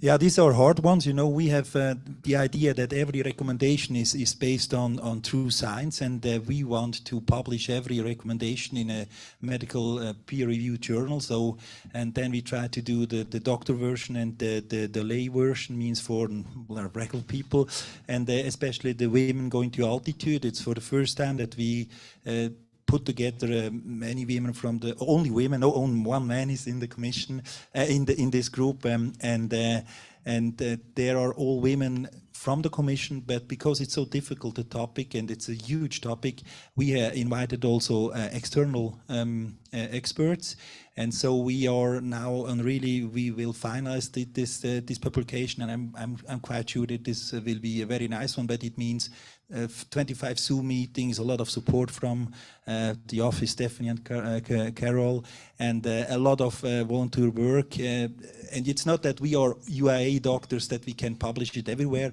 We have the same level that we have to achieve as doctor to publish in a medical journal. So it's really a lot of work. And maybe to say this to our Italian friend, I'm very happy that they are back. Because, well, we were like working illegal in the medical commission. We still did work with the Italians together.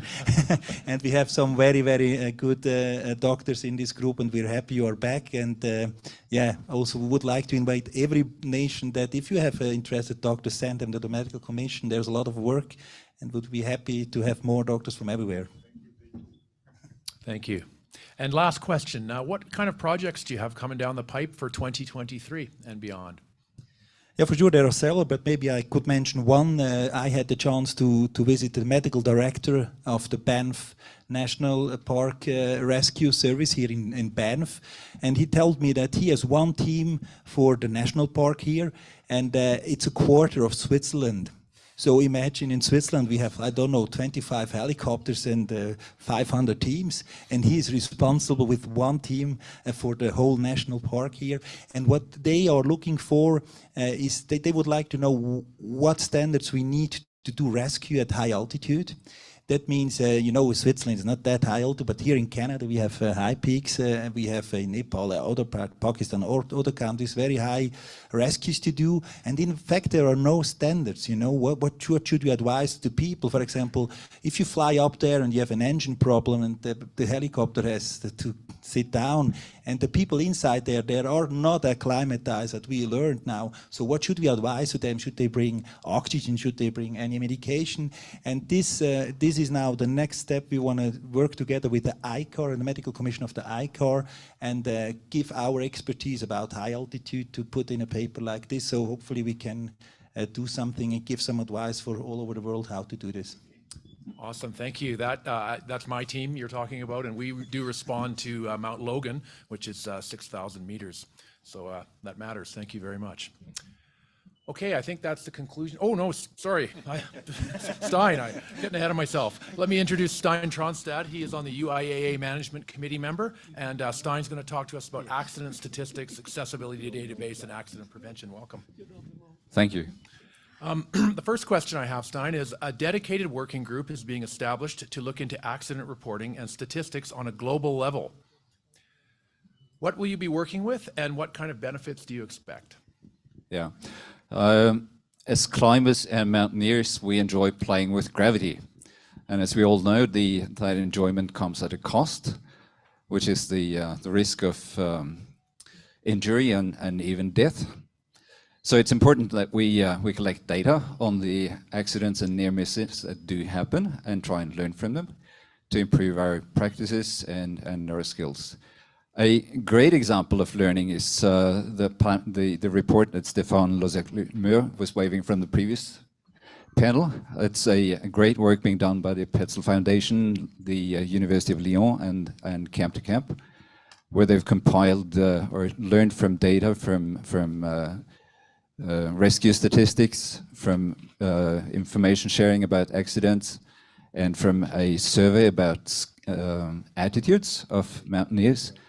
And it's a really, really interesting report. I highly recommend reading it. Not the least because it's bringing in the human factors as a fact behind accidents. A not so great example is from an incident that happened last night. And what I learned from that is that when you want to go from your bed to the bathroom in the middle of the night, you switch on the light. So quite a number of federations and other organizations have already set up systems to collect data from accident reporting systems. And it's been acknowledged that it is a useful task for the UIAA under its safety pillar to bring together the experiences from those federations and organizations, and to convey the data and the learnings from the system to the general membership of the UIAA.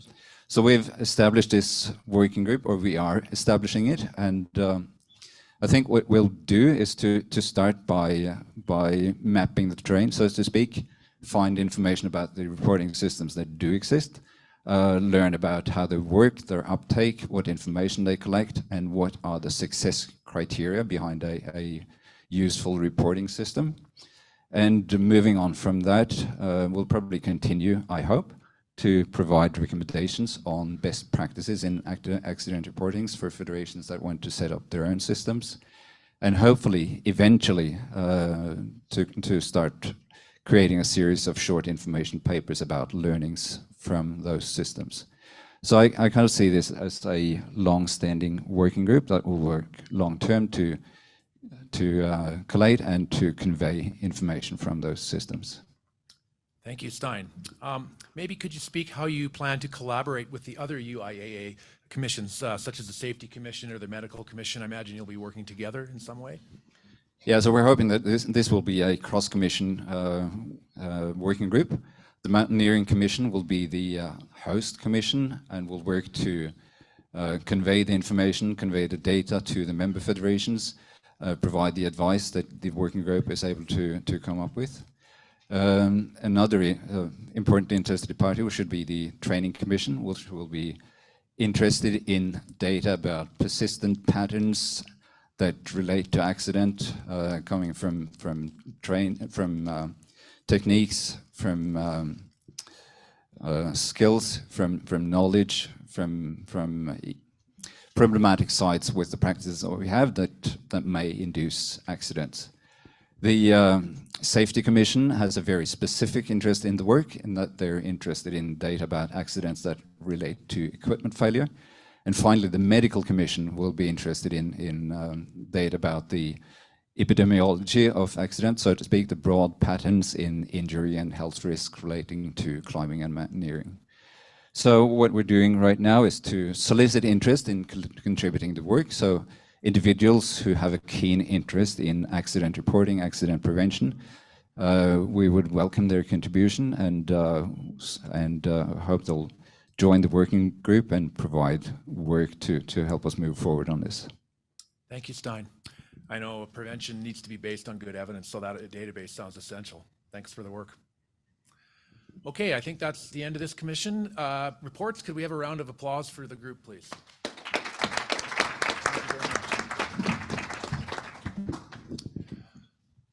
Okay, moving through the agenda, everybody, we're going to transfer over to Francoise Jacquette, and she will provide a finance report. Francoise. Thank you, Grant. Good morning to everybody in person and online. I have two handicaps. I have no nice video to show you, and I have to talk before the coffee break, so please bear with me. I take the opportunity to thank my colleagues of the Working Group Finance and Audit, Lode Beckers and Niels Glatthardt, for their help on financial matters, as well as the accountant Agnes for her speedy work. In the supporting document, you have received all the documents related to finance with all the details. So what I'm going to show you today is a summary. So you should see on the screen the table summarizing actually everything that I'm going to tell you today. What we can say in general is that for the results 2021 first, well, this would be the column, the violet column, the second column, results 2021. We can say that 2021, like 2020, was a COVID year with consequences on several activities. In general, there were less travel, less meetings of the commissions and of the board, and well, we had meetings, of course, but they were Zoom meetings, so less travel in general. If we look at the income, you can see that almost all UIAA membership fees were paid in full by the member federation, and there were only very few unpaid memberships. The grants, as you see it here, it's showing something which is much lower than in the budget, but actually the grants are still the same. We have just changed the way we report the grants, because the grant we received for the ARIFs, or ARISP, which is the Association of IOC-recognized international sport federations, is no longer included in this line grant, but included in the income of the corresponding commissions, ice climbing, youth, and anti-doping. So what you see here on the grants is the special financial contribution of the Swiss Alpine Club, and I would like to take this opportunity to thank the Swiss Alpine Club for this special contribution they give us every year. On the donations, we have the generous donation from Dr. Lee, our honorary member. Regarding the commission, you can see that the income is lower than budgeted, and if we look at the details, or if you look at the details in the supporting documents, you will see that the mountain protection is as budgeted with the Bali sponsorship. The income of the safety commission, the medical commission, and the training commission were actually higher than budgeted. The safety, yes, that's correct. Safety label fees and certification fees are higher than budget. Medical commission is higher than budget because it includes the sponsorship for the water video and other video that was produced. And training commission is also higher than budget due to training activities in Saudi Arabia and Alpine handbook publication. Where we do have a much lower income than budgeted is ice climbing. And this is due to less activities due to COVID. Less events, we had to cancel events, of course, due to COVID. And the consequence of this cancellation is not only less income from the fees we charge, but also less income for the sponsorship. because our sponsor actually gave us the sponsorship of 1 year for 2 years, 2021 and 2022, due to the reduced calendar. This means that we had to split the sponsorship between the 2 years in the following way. From the cash sponsorship of 110,000, 30,000 was put in the budget 2021, and 80,000 were reserved for 2022. The in-kind sponsorship, with a value of approximately 80,000, was received for 2022 only. So you will see that in the forecast 2022.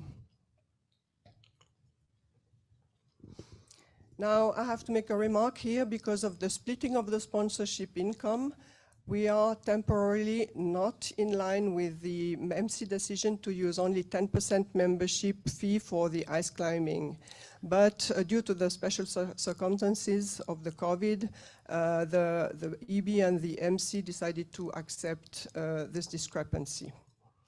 I also want to mention that we are in contact with our sponsor regarding the sponsorship, and we plan to add another year of sponsorship in 2025, but we are still in contact, but we had good hope that we can do that. So this decrease in the sponsorship of ice climbing explains why the total income of 2021 was lower than budgeted. Now, if you look at the expenses, since we had reduced activities in 2021, we had a lot of projects that were not yet finished at the end of 2021, which means that the amounts foreseen in the budget for these projects had not yet been used at the end of 2021, and they were included in the profit and loss statement as agreed also with the EB and the MC. Now, if we look at the expenses, we see that the staff costs are lower than budgeted due to insurance compensation and reduced employment due to reduced ice climbing calendar. The administration office is higher than expected because now we are subject to VAT in Switzerland, which was not the case before, and we had to pay back 2019, 2020, and 2021. The cost for meetings are much lower than budgeted, of course, because there were only online meetings and no in-person meetings in 2021. So this is rather cheap to organize, to perform. The expenses of the commissions are also lower because there were no in-person meetings and less activities also in general due to COVID. But the expenses for communications are higher because we allocated resources to update the website.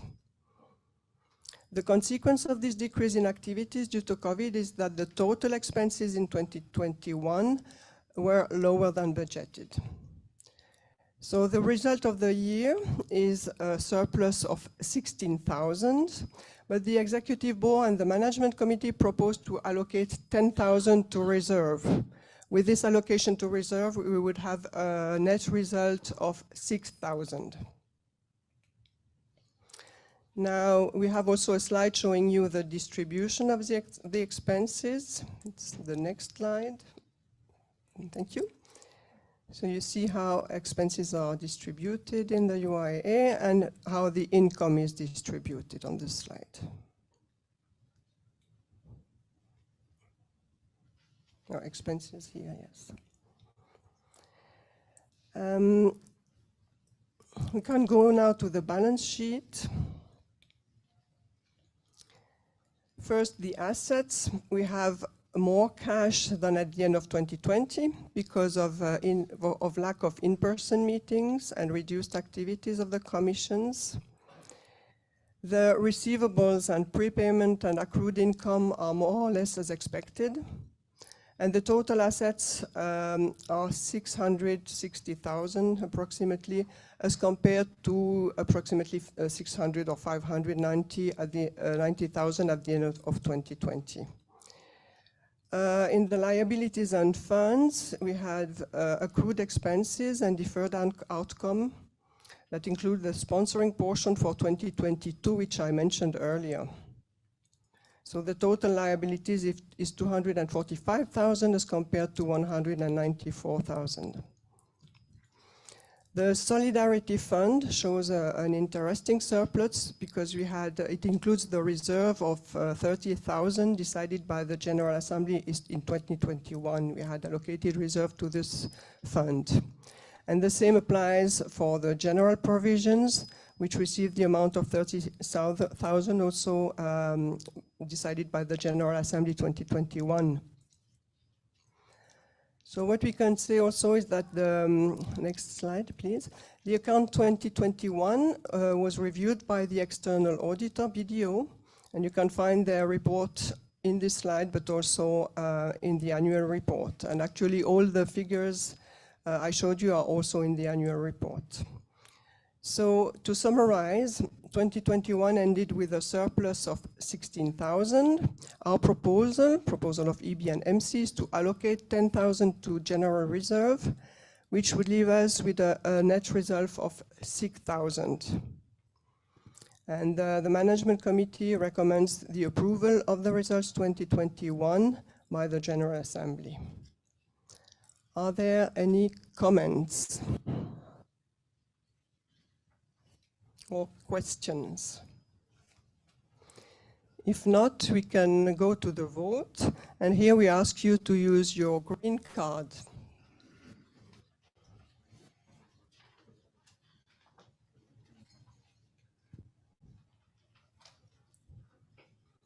Maybe we can ask if somebody is against accepting the results. It will be easier. Nobody? So thank you very much for your trust.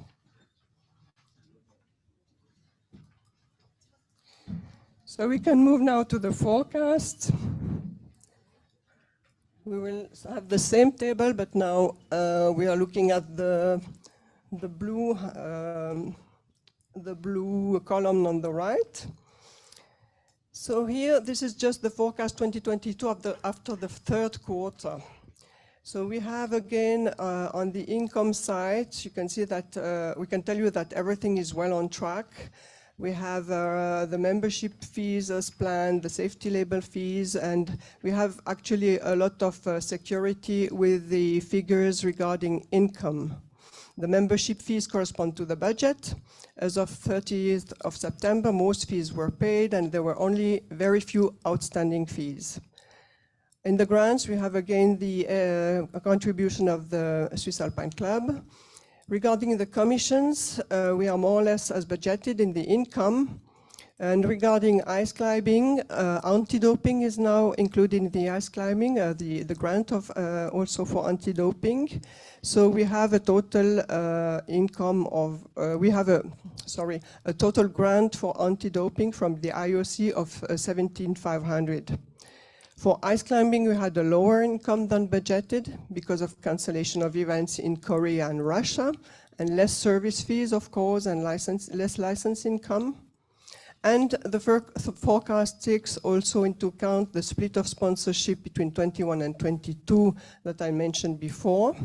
So we had, I mentioned we had 80,000 cash sponsorship that was postponed to the 2022 season, and this is in the forecast here. If we look at the expenses, again for staff, we are lower than budgeted because of insurance compensation and reduced employment for ice climbing.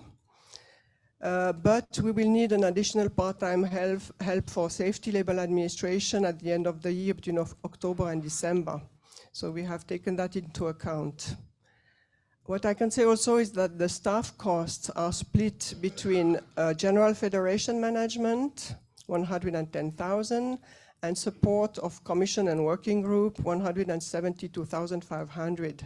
We did not have that split before, but now you can better see how the work is distributed. Regarding services, we are higher than budget because we need additional freelance experts. On one hand for a replacement of a maternity leave and also for social media. Regarding administration, we are also higher than budget due to VAT and social charges. What is new here regarding the meetings, especially the meetings, this meeting, the General Assembly, we used to have all the travel and accommodation expenses of the General Assembly for everybody concerned in the post-General Assembly. Now we have we have allocated the expenses of travel and accommodation to the functions rather than to the event, which means we have allocated these expenses to executive board, commission president, office, and not all to the GA. So under GA, you have a remaining amount of 5,300, which include the cost for infrastructure, meeting technology, official functions, guests, etc. This is why you see also for EBCP office that travel accommodations will be higher than they were in the budget, but altogether it's the same. Regarding commissions, the expenses are usually lower than budget, except training, which is higher than budget for the Alpine book update and printing. Regarding ice climbing, since anti-doping is now within ice climbing, we have also the expenses of anti-doping here, but they were lower than budget because of less events. And in general, we have also 114,000 lower than budget due to reduced calendar, cancellation of events in Korea and Russia. But the expenses also include the 80,000 in-kind support we received from our sponsor, and that was distributed to local organizers. So since it was distributed, it's an expense. Regarding communication, we are as budgeted. We have 18,400 spent on e-communication so far. So the forecast at the end of the third quarter is a loss of 12,200, which is actually a higher loss than budgeted. However, it is important to note that we have many uncertainties linked with this forecast, especially with the expenses. As I said before, the income part is pretty sure, but the expense part is with a lot of uncertainties, especially it depends on how far the commissions will go with the projects and how much money will be spent on these projects. So if the projects are not yet finished at the end of the year, we will probably have a much better result at the end of the year. So this is really the worst case scenario with a loss of 12,200, but we expect to be with numbers which are probably positive, but we still have to wait for the end of the year to be sure. Any questions? Everybody needing coffee? You still have to bear with the budget, I'm sorry. If there are no questions, so this would be the very last column on the right. So again, here you have the details in the supporting documents. So I would like to mention here that the budget process already starts in May, which is pretty early in the year. And I would like to thank everyone involved for the timely delivery or reworking of the budget. And this includes commission presidents, the commissions, and the office. We will see here that we have, again, for the expenses for the GA, made the same reallocation of expenses, travel and accommodation expenses, as I mentioned before in the forecast. So expenses for the GA are allocated to functions rather than to the GA itself. If we look at the income, what we plan here to do, we have, with the membership fees, we are a bit higher than 2022 because we have more members, so probably this is a guess based on the result 2021. Regarding the grants, we have again the same grants contribution of the Swiss Alpine Club. Regarding the commissions, I don't discuss I won't present the commission budget in details here. You have the detail in the supporting document. I just want to mention regarding ice climbing again, that again ice anti-doping is included in ice climbing, and the IOC grant is included in the income. IOC grant for anti-doping is in the income of ice climbing.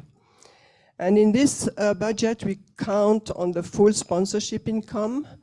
We hope we'll get this year the whole sponsorship, and we also refrained from increasing service fees to local organizer, and we did not include any income from TV rights because we not yet have any signed contract at the moment. But as soon as contracts have been signed, we may have slightly different numbers here, figures here in the income of ice climbing. Regarding staff, again, we have this split between General Federation Management and support for Commission and Working Group. I have to mention here also that as you have seen, the commissions, but also the executive board, everybody is very active now. And this includes also more administrative work for the office. So as Peter mentioned before, we are going to talk about the situation, the personal situation of the office after the GA, and we will see how we can solve this problem either by hiring additional people or reducing the administrative work by reducing projects, for example. This is a discussion we're going to have. Regarding services, we have, again, here an estimated 3% compensation increase for freelance experts, especially for social media. Also, administrative expenses are a bit higher than in previous budget, especially because of VAT and other administrative expenses. Regarding meetings, we have again the allocation to functions instead of events. For the commissions, I won't again go into the details of commission budgets. You have the details in the supporting document. In the e-communication, this includes also the database standardization for safety label, training, and members. So this budget would leave us with a surplus of 18,200. And the Management Committee recommends the approval of this budget by the General Assembly. Are there any questions? No. Coffees? One question. Wait for the microphone, Jan. Please. Thank you, Young Political Federation. Do you expect almost the same membership fee income for the next year? Because now we will have some new members. There will be some changes, I expect. Yes, the budget was finalized at the end of August. So that's how it was at that time. But of course, we will see how now we include the CAI in the UIAA, at what pace and what impact this has on the budget, of course. Mm-hmm. Other questions? If not, you can vote again, then you're allowed to go to coffee. So please, the green card. Who accepts the budget 2023? Is someone against accepting the budget 23? No, so thank you very much. So we'll do as planned. Thank you, Francois. I'll give you the floor. I am the only thing between you and a cup of coffee. Okay, so we're going to take a 10-minute break. It's going to be short, and then we'll come back and we'll basically resume just at 11 o'clock on the nose. Okay, so you'll hear me ring the bell, and then we'll start. So please get some fresh air, have a cup of coffee, and we'll see you back here in 10 minutes.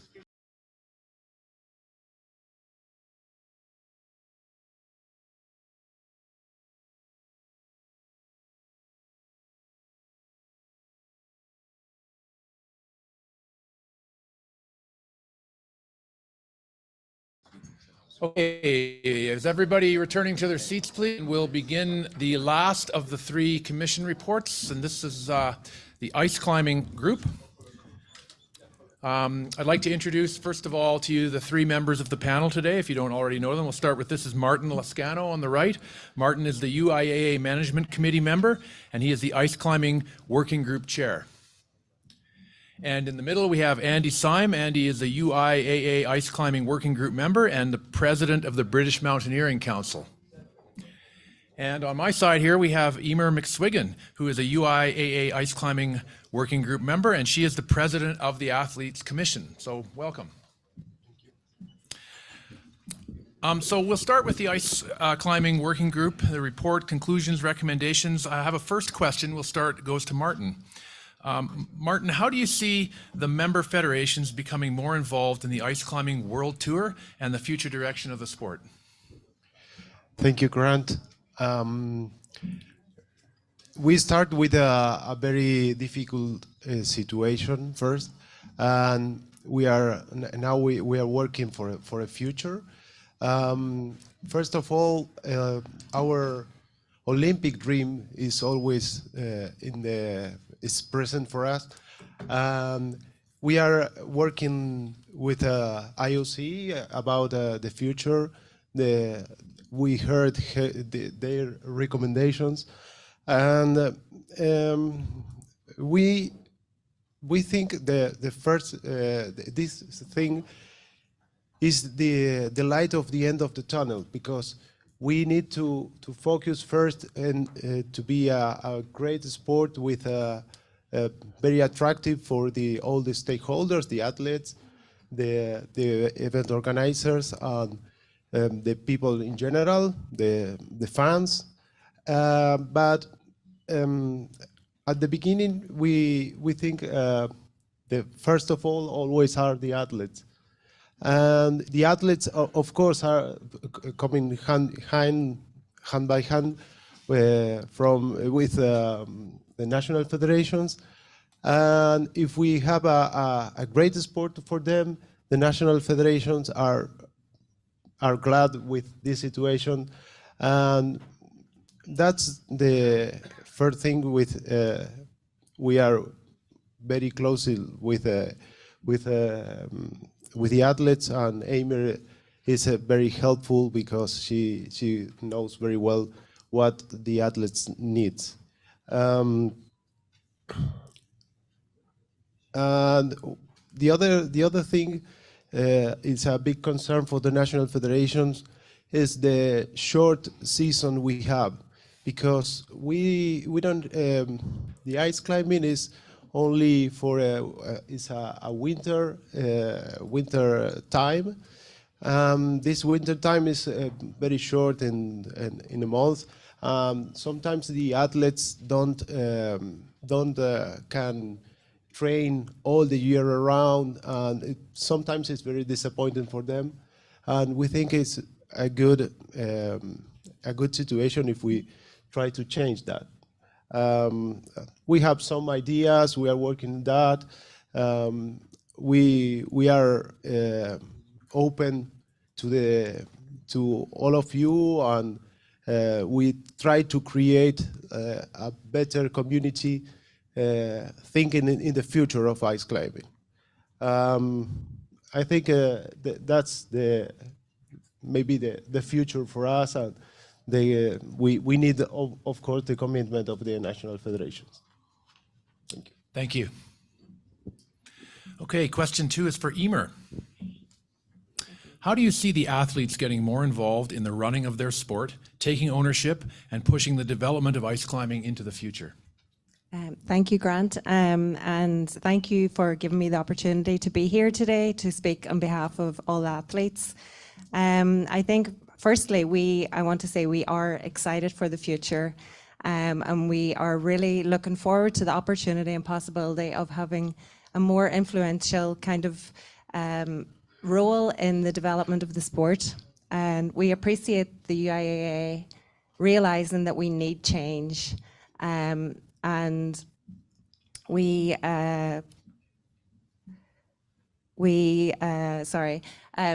appreciate the UIAA realizing we need change, and we're looking forward to that change. And we think the key elements in the future will be communication and collaboration.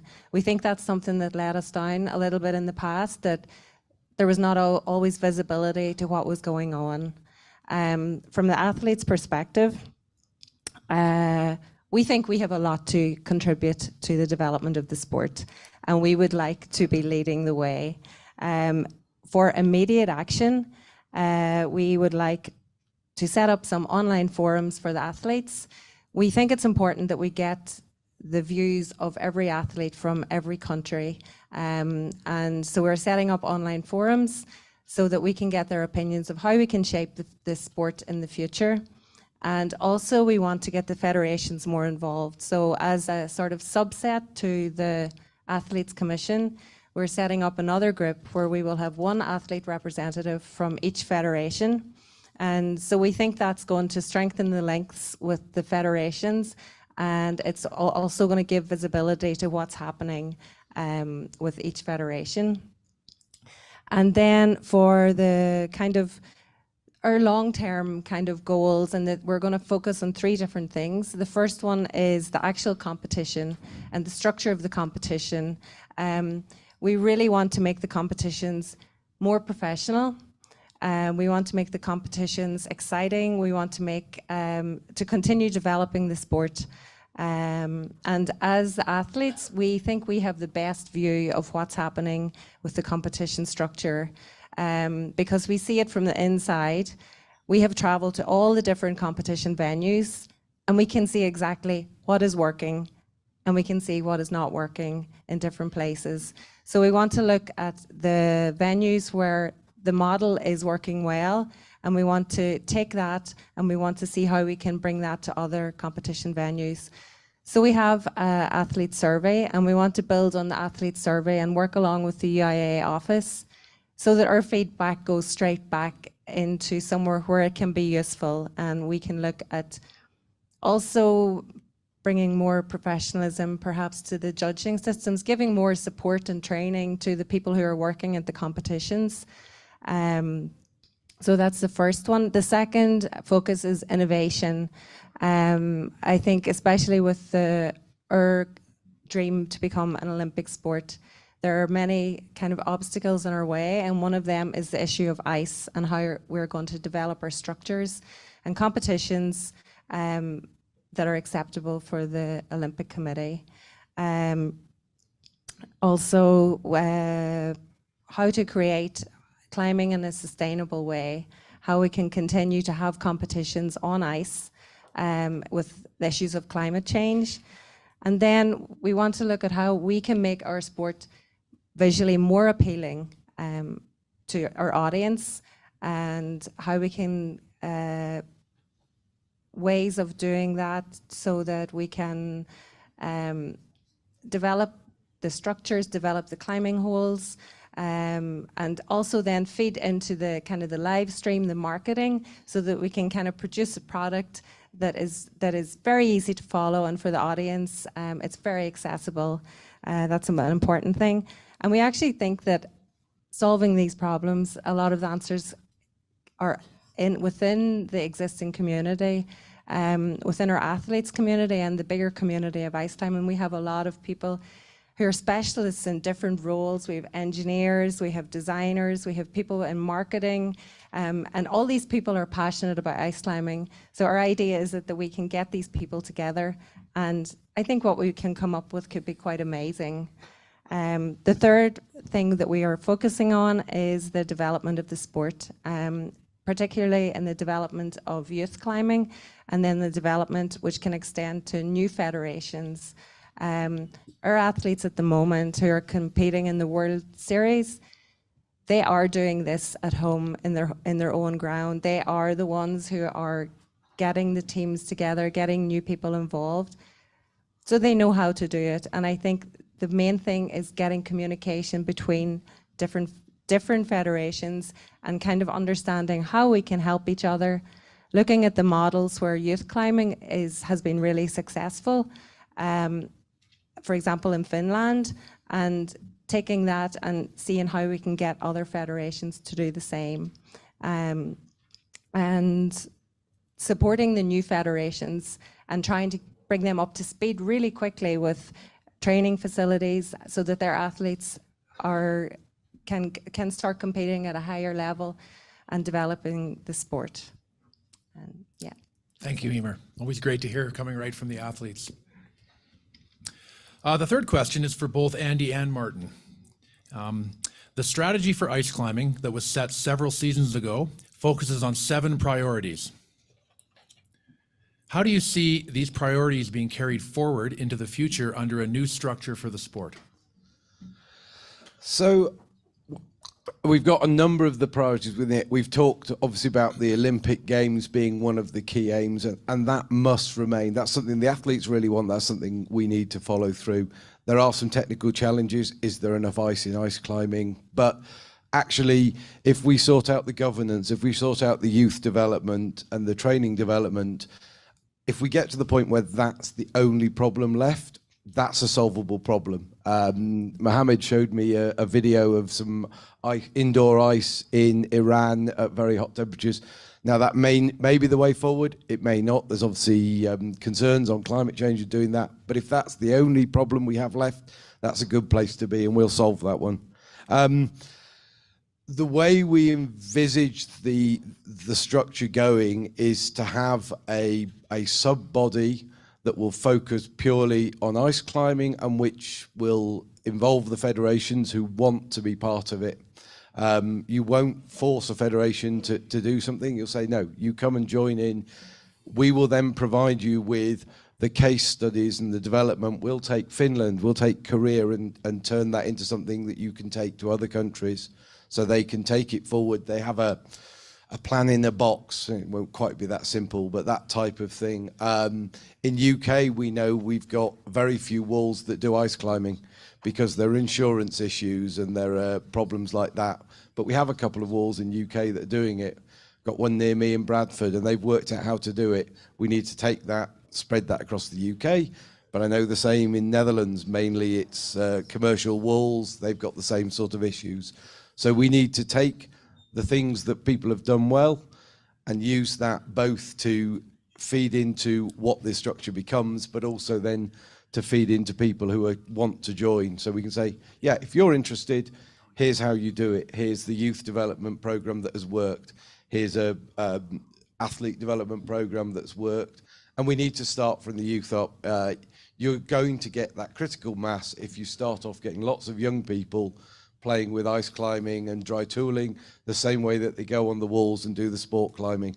We need to make it part of that whole ecosphere, that they go on a wall, they can try ice climbing or dry tooling, they can try sport climbing, they can try speed climbing, they can try all the different parts and learn, and then find the bit that really works for them. And maybe swap backwards and forwards, why not? There's no problem with that.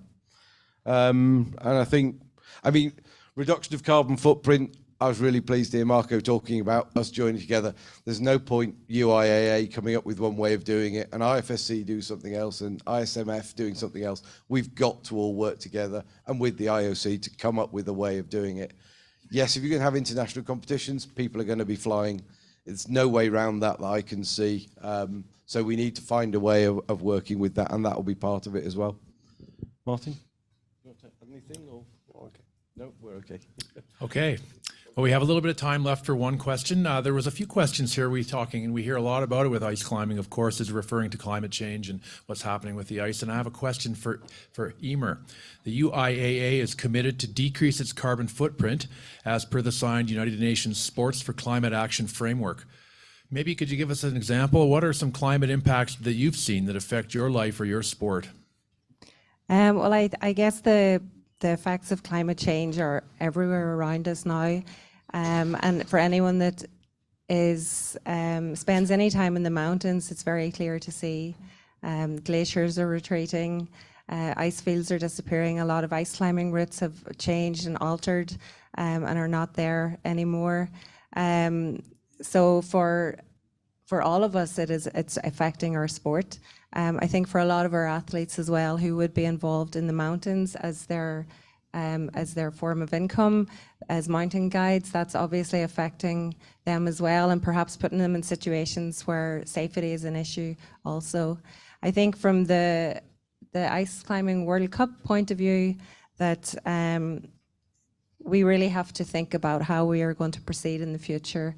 And if we're having venues that are specific ice structures, and they're struggling to keep ice on the competition wall for a competition in a warmer climate. We have to think, is this the right option, or do we have to think about moving to a different area, or do we have to alter the structure in a way that we're less damaging to the climate? Yeah. Thank you. Well, I think that's it for the discussion. Thank you very much. I guess we're going to switch now. I'd just like to give a round of applause for the ice climbing working group. And since we're on the topic, I'd just like to invite you to come ice climbing in Banff, Yoho, and Kootenay National Parks, where I just argue that it's the best ice climbing in the world. So probably be swinging the tools in 2 weeks. Okay, thank you very much for that. I love saying things like that. Okay, I'm going to pass the microphone over to Peter Muir, and we're going to begin to talk about the elections. And if I could get any members of the management committee to come forward, please. So while they're taking their seats, the management committee candidates, I did kind of miss one thing. I was so pleased to have Italy back. And I didn't get my flag.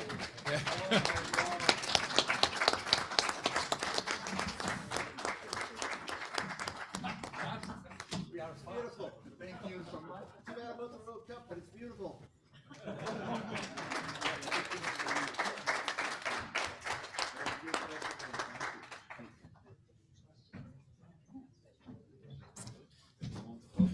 Okay.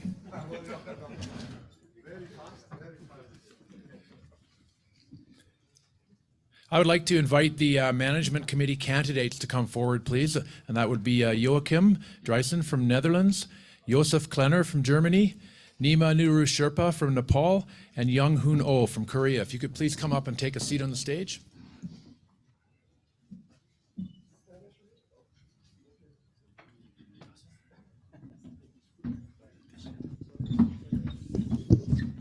And I think Peter will start with an explanation of the process. Yes, actually, Zola is going to give us the explanation of the process.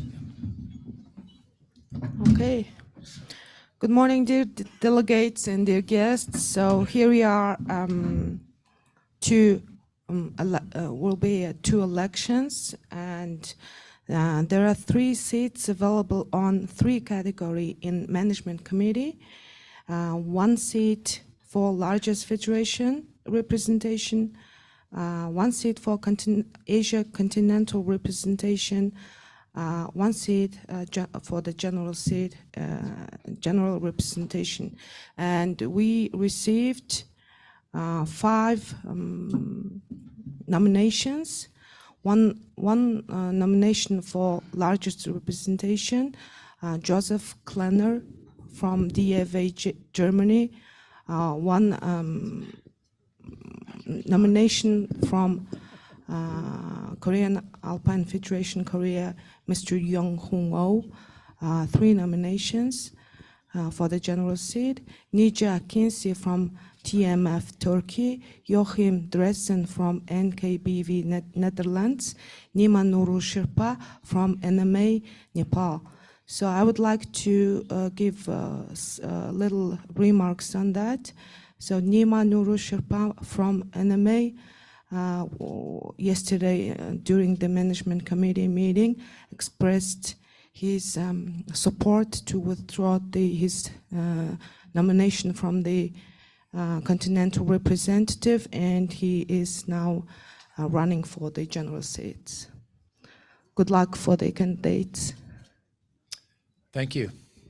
I need to point out also that Nejat Akinci from Turkey is also standing, but is not here today. So that's, you can imagine, in that seat right there.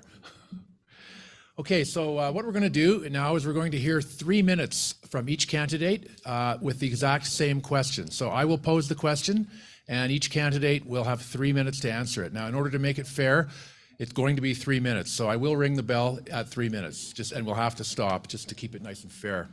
Okay, so, and we'll start with Joachim from Netherlands. And the question is, what do you think is the most important role of the UIAA, and why would you be qualified to carry that out? Thank you, thank you. Since 2018, I'm a member of the management committee, and it was a strange period because we had mainly online meetings, as for all of you. But nevertheless, I'd like working at the main topics of the UIAA, like mountain protection, training, safety, and youth. And now I'm sitting here in front of you for a re-election for another 4 years. And why? What can you expect from me? First is cooperation.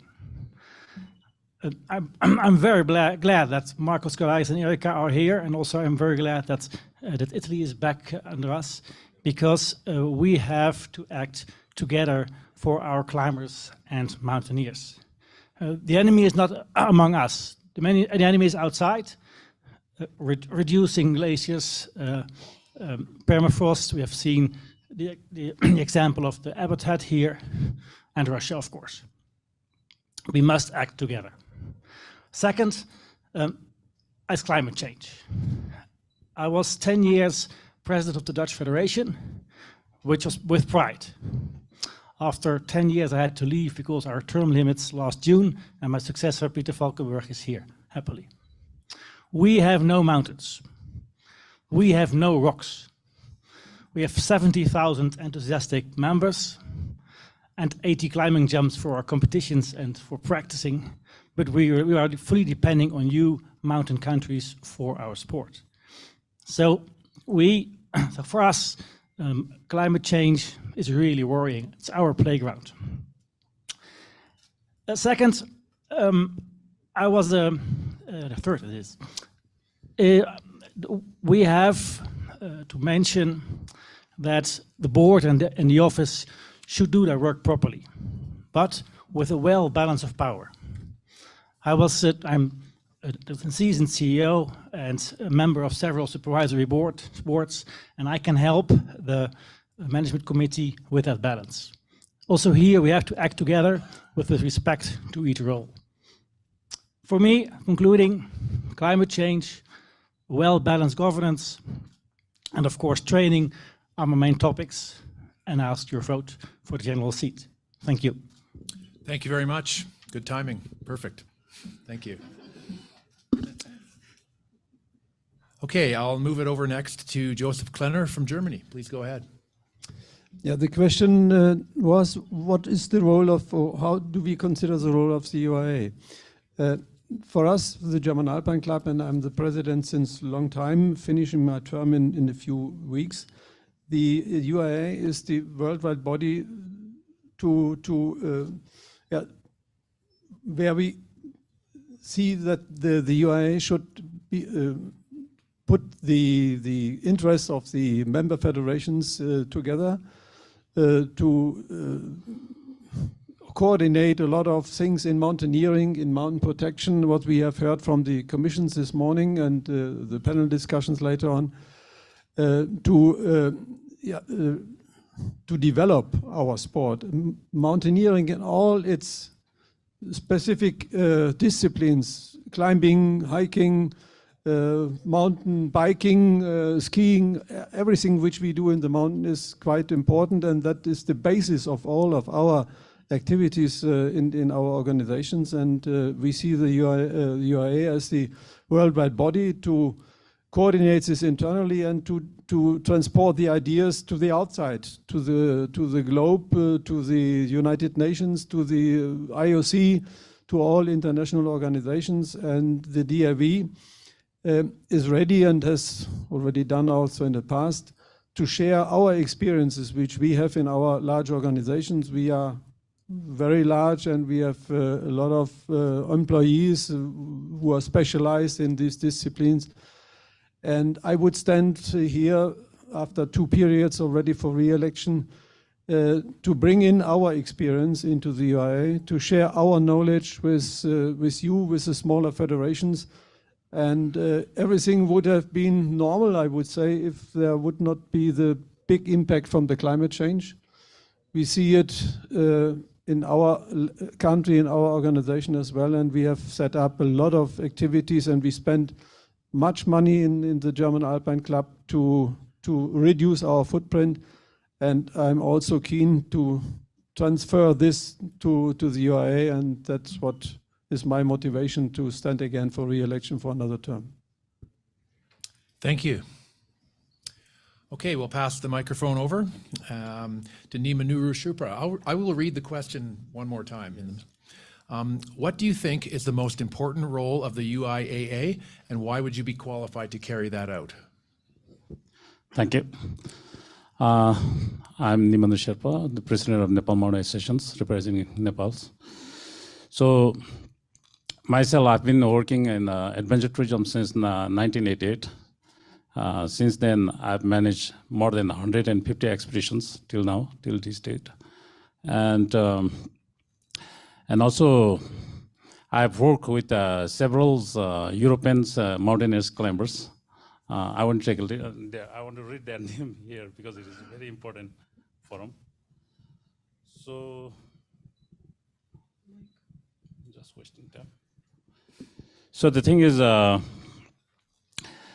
we want to, during this journey, I have opportunity to work with the Nives Merovi, Romano, Benit, Silvio Montanelli, Abel Blanc, Simone Moro from Italy, Benoit Chamou, Michel Baudet, France, Piotr Posnalik, himself is here from Poland, Derek Jolowski and things.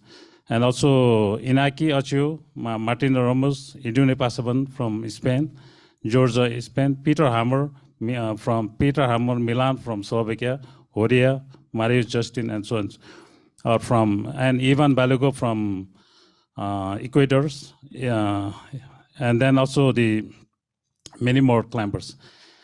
In regarding of these contributions, I have also been honored by the Sport Merit Gold Medal from the government of Navarra, Spain in 2008, and Knight of the Order, Star of the Italy, by the President of the Republic of Italy in 2016. So with the more than 3 decades of the working experience in the mountaineering, I feel that my candidacy is candidacy in this member management committee, and my candidacy is to share our experience about the mountaineering. And in mountaineering, we have lots of difficulties, lots of things we need to change. And UIAA has the brain, and you have the UIAA expert, and also is a very good forum. So the NMA main objective is to promote the mountain, preserve the mountain, and also manage the expeditions safely, and take care of the garbage management. So in this regards, you know, like UIAA have the different commissions. And I want to work closely with the commissions like training commissions, mountaineering commissions, medical commissions to improve the management of Nepalese mountain expedition team. And I want to start from Nepal. And then also I want to share the experience of my climbing activities with the world. And we try to improve overall the global expedition team. This is the motto. Thank you. Thank you very much. Okay, and finally, on to Young-hoon Oh from Korea, and I'll read the question one more time. What do you think is the most important role of the UIAA, and why would you be qualified to carry that out? Thank you, Grant. Thank you for all of you for giving me opportunity to talk about this. I'm very happy to be able to be here in this lovely mountain town of Canada in person with you all. Let me briefly introduce myself first and then answer that question after that. I am a father of 2 small kids, but also I've been climbing across the world for the past 25 years, ever since I joined the University Alpine Club. I've climbed several Himalayan peaks such as Everest, Lhotse, and a new Himalayan peak, and Trang Tower in Pakistan, and several others. I've climbed many rock and ice routes and still climbing across the world. As for living, I work as an anthropology researcher at Seoul National University. I am researching about people like you, climbers, hikers, like mountain lovers, and sometimes national park authorities. I teach also the anthropology and climate change at University of California. And In fact, I earned my PhD degree based on my research about Sherpa climbers and Himalayan mountaineering, so my expertise is in that regard. I've also been writing for magazines such as the Alpinist magazine in the US and American Alpine Journal and mountain magazines based in Seoul. I'm here as a delegate for Korean Alpine Federation. You know Christine, who has served for 12 years as an MC member. She is actually the one who invited me to join the KAF about 15 years ago. So she has been a great mentor as well as a good friend of mine. So I'd like to contribute and continue to the contribution she has made, but a little differently because I have my own expertise. To the question, I'd like to address that. We not just look at the mountains, but we go in there and do something and act with mountains. I think it has itself a great potential for this troubled world, like troubled by, as you just mentioned, like climate change, environmental degradation, and a lot of issues of conflict and issues of diversity and inclusion and so on. So I think we can offer a great opportunities for the general public for education, inspiration, and harmony, not just with nature, but also with people. So if I am elected to the representative for Asian continent, I'd like to try my best to learn, to help us learn about how different we are, because our mountains are different and our cultures are different, histories are different, but at the same time, try to help us be confident about our differences, at the same time trying to pursuing the same goal, the same vision. Thank you. Sorry. That's okay. Thank you very much. Okay, applause for all the candidates. Thank you very much. Okay, I'd like to ask the candidates to return to their seats. Thank you, and I will turn the microphone over to Peter, who will manage the voting. Thank you, Grant. Just to repeat, there's 3 seats open. The first is for the largest federation, and while the Donald, or the president, I don't know what you call him, Steve has moved to Canmore, so he probably can't remember. Steve's friends from America would like the fact that we're using paper ballots. Quite frankly, I think that for the largest federation, since there is only one candidate of the quality and help to me and help to all of us of Joseph Kleiner, I propose that we dispose with the paper ballots or put them up and say, welcome back, Joseph. Thank you. In a similar fashion, with the kind withdrawal of NIMA for the Asian federations and the recommendation that we accept Yong-hoon as our representative, I would do the same. Ask that you indicate with the purple card that you're in favor of him. Welcome, Yong-hoon. Now, for the general classification, you have a paper ballot. What I don't know is where the paper ballots are going. Over there? Oh, you're going to walk around. Oh, that'll speed things up and also make it convenient for the people. So, you have a yellow ballot. You need to write the name of the candidate on the ballot. And then they will come around when you're ready. Just signal to them. The scrutineers will come around and get the ballot. And while we're counting, we'll go into continental representatives so we can move along. The 3 names are on the screen for your choices, remembering Najat, Joachim, and Nima. And I invite you to begin voting now. Thank you. Oh, I should tell you one thing. If someone doesn't get more than 50% of the first vote, then we have a second round. And then the person with the most number of votes in the second round is the elected person. I'm sorry? Okay. So on the first ballot, being the yellow one, You write the name of the candidate you're in favor of and submit it.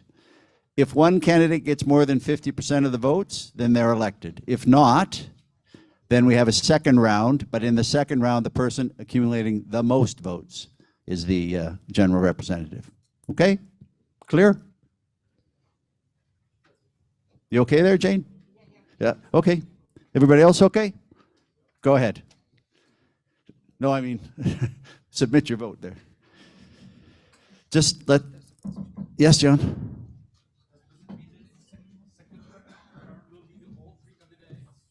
Yes, yes, yes. All three, in the second round, all three would go, because no one got more than 50%. Yeah.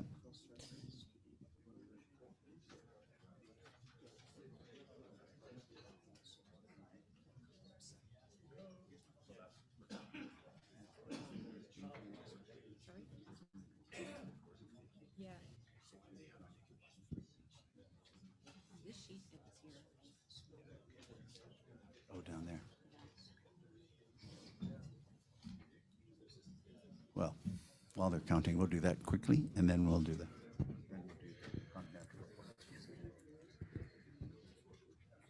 Could you just let Grant know just before we start the continental reports who do the election report? Because we're just going to do it.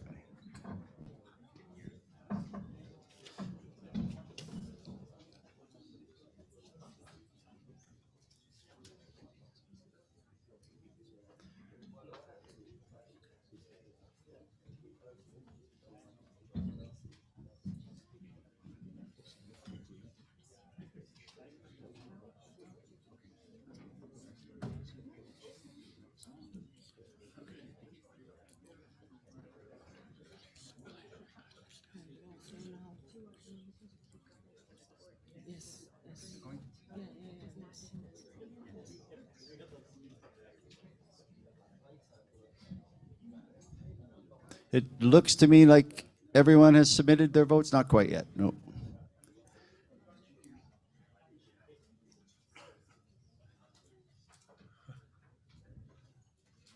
This is how we make sure there's no ballots stolen. We take a picture of them. Okay, so just before we go to the continental reports, we do have one other election to go through while they're counting things. It is an election for court. I'll ask the screen be put up there.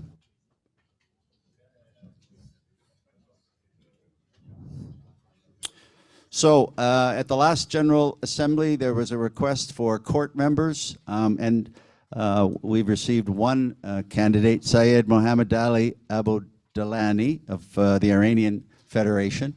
I would just point out that this is more of an encouragement to you. It's certainly not a criticism of Syed, but the court desperately needs female members. So over the next year, please consider some nominations to that. But in the meantime, Syed is nominated, and you have a pink card. And since he too is alone, we will indicate by raise of hands if you may find your pink card. Terrific. Syed is elected. Thank you very much. Grant, we can go on with the continental reports, please. Thank you, Peter. Okay, the next section of the meeting is the continental reports, and so I would like to invite the candidates who will be speaking to come to the stage, please. That would be Christine Pai, Anne Aran, Stuart Gray, and Willie Montenegro. Please come up and take your seat. And while people are coming to the front, we're going to watch a video from Africa.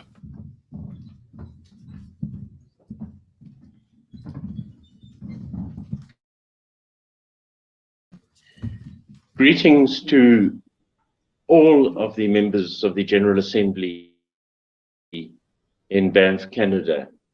It gives me great pleasure to present the Africa Continental Report. I'm the representative of Africa. My name is Paul Carstensen. But unfortunately, I'm unable to attend the General Assembly this year. As an overview, most of you will know that the continent of Africa consists of a small number of mountain clubs and national federations. The Mountain Club of South Africa and the mountain clubs of Namibia, Zimbabwe, Malawi, Kenya, Uganda, Kilimanjaro, which is located in Tanzania, and Morocco. Namibia and Morocco are represented through associate members. Our achievements this year include the signing of a memorandum of association and understanding between the mountain clubs of South Africa, Namibia, Zimbabwe, Malawi, Kenya, Uganda, and Kilimanjaro to form the Confederation of African Mountain Clubs. This is done to ensure representation on a continental basis and to ensure that continental issues are attended to. The Mountain Club has also been in connection with the Climbing Club of Zambia and hopes that Zambia will also join the CAMC. This year we also held a joint meet between the MCSA and Namibia Mountain Club to climb the iconic granite Spitzkoppe and to explore the climbs of the Urongo Mountains. The slide which you're seeing now shows the summit of Spitzkoppe. Annual meetings this year, we held in October the section of the MCSA, the South Cape section, held the MCSA National Camp and National Dinner, which was based in Sedgefield. Hiking and mountaineering activities included coastal hikes, mountain hikes in the Outeniqua Mountains, the Kamanasi Mountains, the Landenberg Mountains, hiking over the George and Outeniqua passes, and knife-edge ridges and scrambles.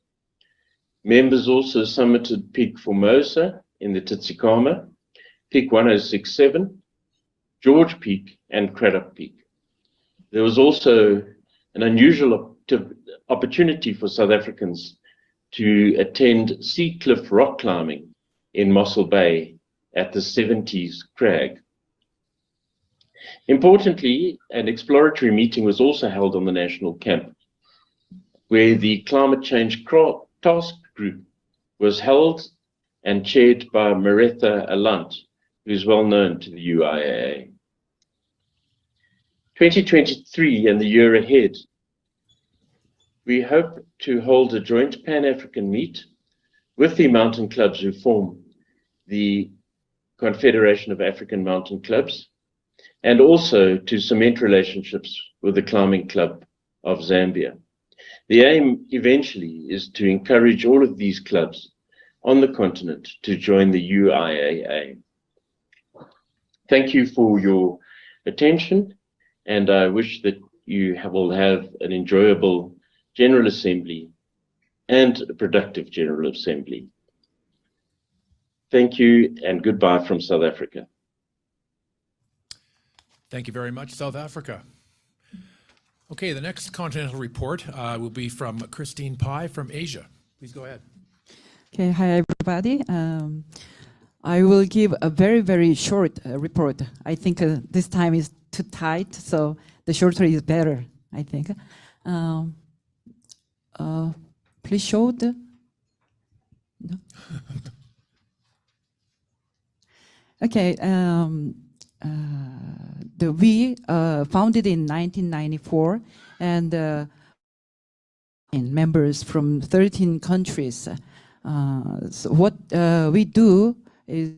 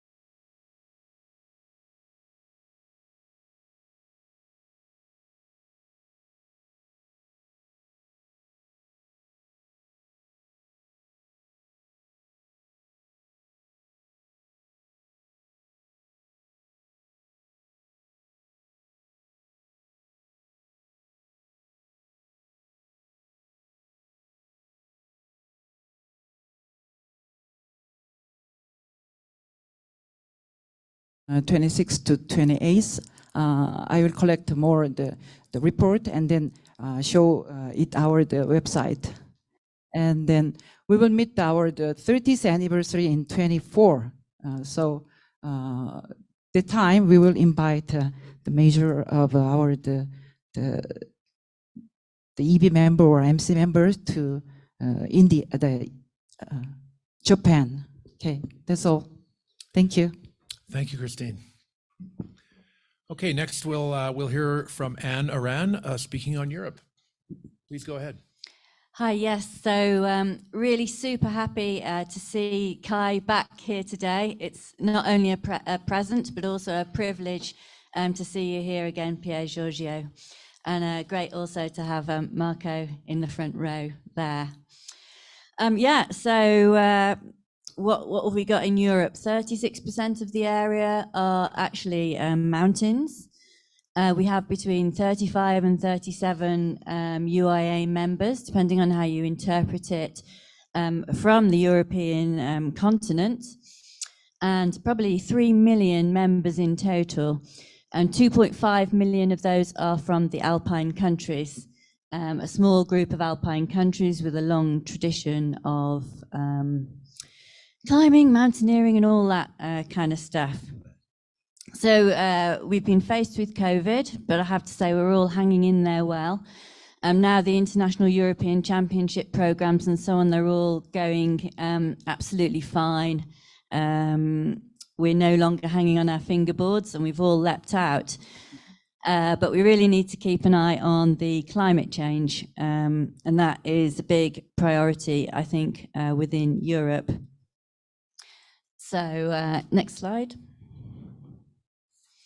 So we have EUMA. They have a great project called the Erasmus Plus project. Please read my report because I'm not going to be able to go through this all in any detail at all.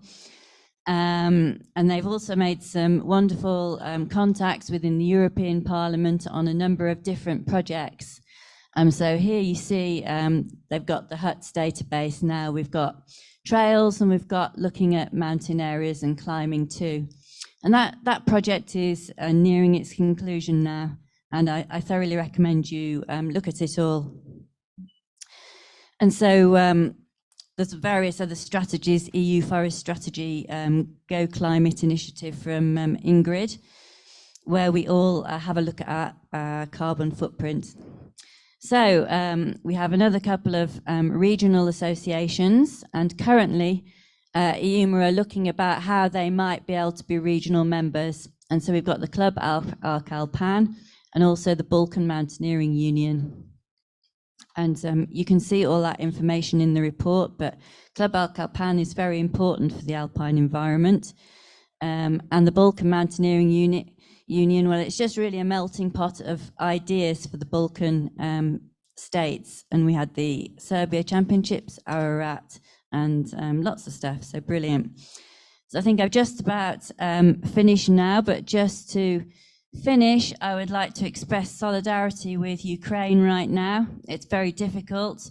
I want to highlight on my final slide, if we can have a look at that.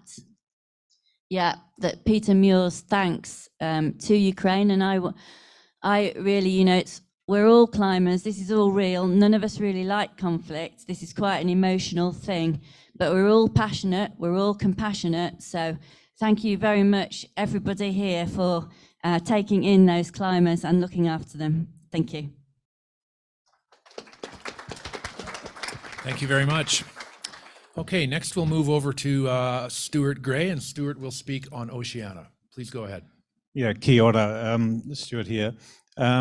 Oceania, of course, is at the bottom of the world and largely consists of the huge continent of Australia, phenomenal rock climbing area, and New Zealand, a phenomenal alpine area, but with a lot of sea between us, 2,000 kilometres separating us, and also the islands of the Pacific and Papua New Guinea. Of course, borders have opened. We went through COVID like everyone else. A lot of climbing activity happening. I don't want to spend time on climate change, which of course is affecting us very seriously, as it is other mountain alpine areas around the world.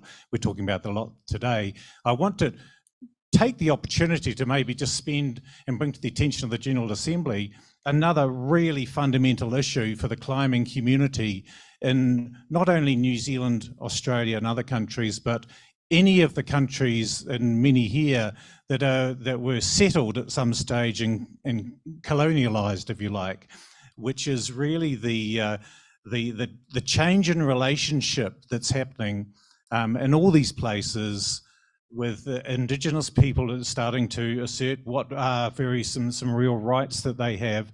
In Canada, very real issue with First Nations. In North America, in the States, South America, Africa, and Australia and New Zealand, a very real issue for our climbing community.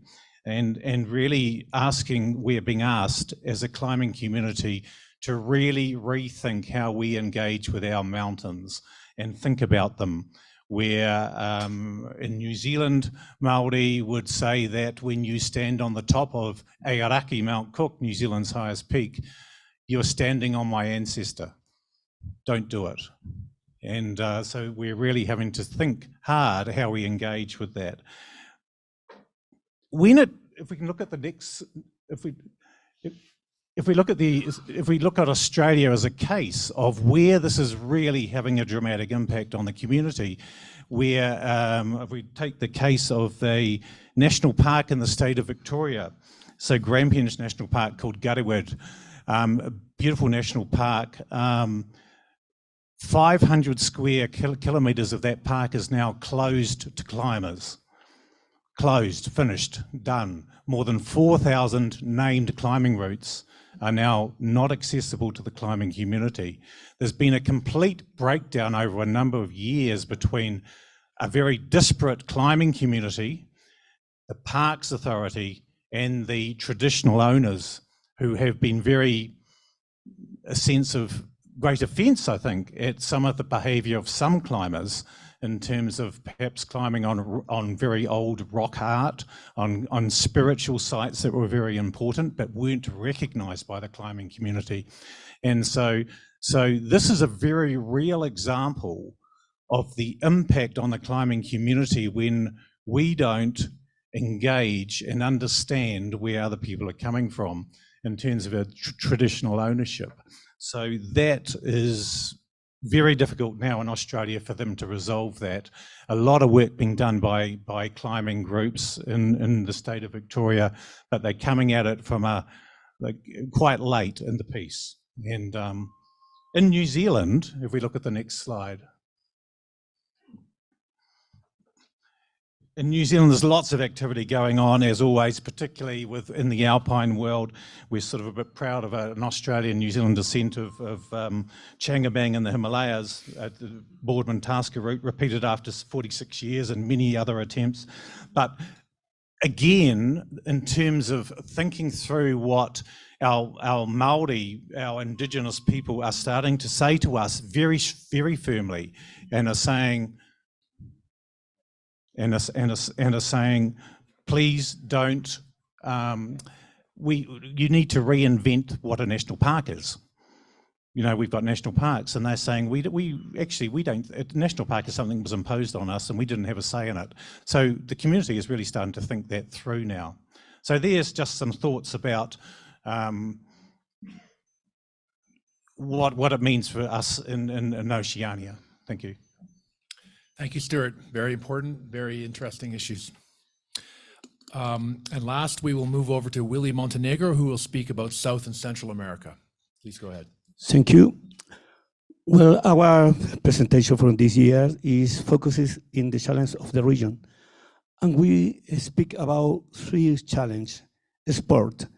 Latin America has as an exceptional condition to develop mountain sport. However, management problems in his federation have led to a stagning of this development. We must define the path of improvement in mountain sport, starting with joint work with the Environment Safety, Training and Youth Commission, in order to deliver a long-term vision based on technical consideration that support this pet growth.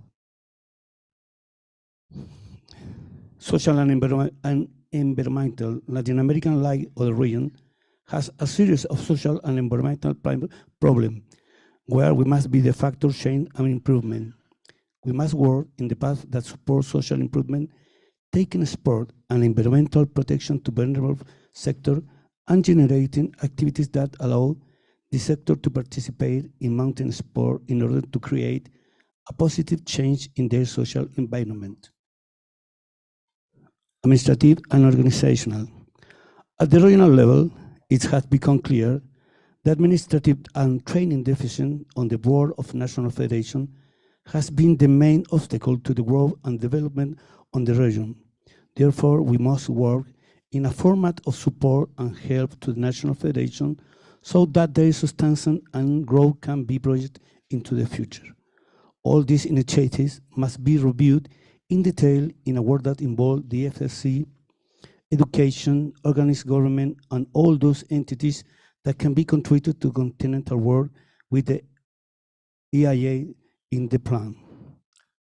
We are so happy to announce with this year we had 2 new applicants to be a part of this organization. Peru and Ecuador, and presented his application for be a permanent partner of the UIAA. So we are very happy because that new application can to make the number of countries in South America be better and better. We have here in South America 30 countries with a very development sport of mountaineer. But we have in UIAA just 6. With Peru and Ecuador, we maybe have 18. So I will so glad if you say yes to this application. Thank you. Thank you very much. And a round of applause for all the committee representatives. If you could return to your seat. Willie, could I ask you to stay on the stage, please? Can you stay on the stage for the next part, please? Okay, thank you, everybody. We're just turning over to the UIAA membership and the new applicants. And for that, I'd like to turn the microphone over to Mr. Lode Beckers.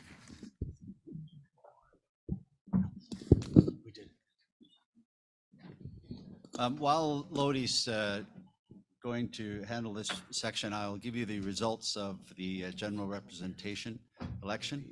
First of all, I want to thank Nima, Nijat, and Joachim for standing up for these positions. That means a lot, that you would volunteer your time and the dedication to it, and it's very much appreciated by the membership and by all of us. The results are Nima 9, Nijat 3, Joachim 27. Joachim is elected as the general representative.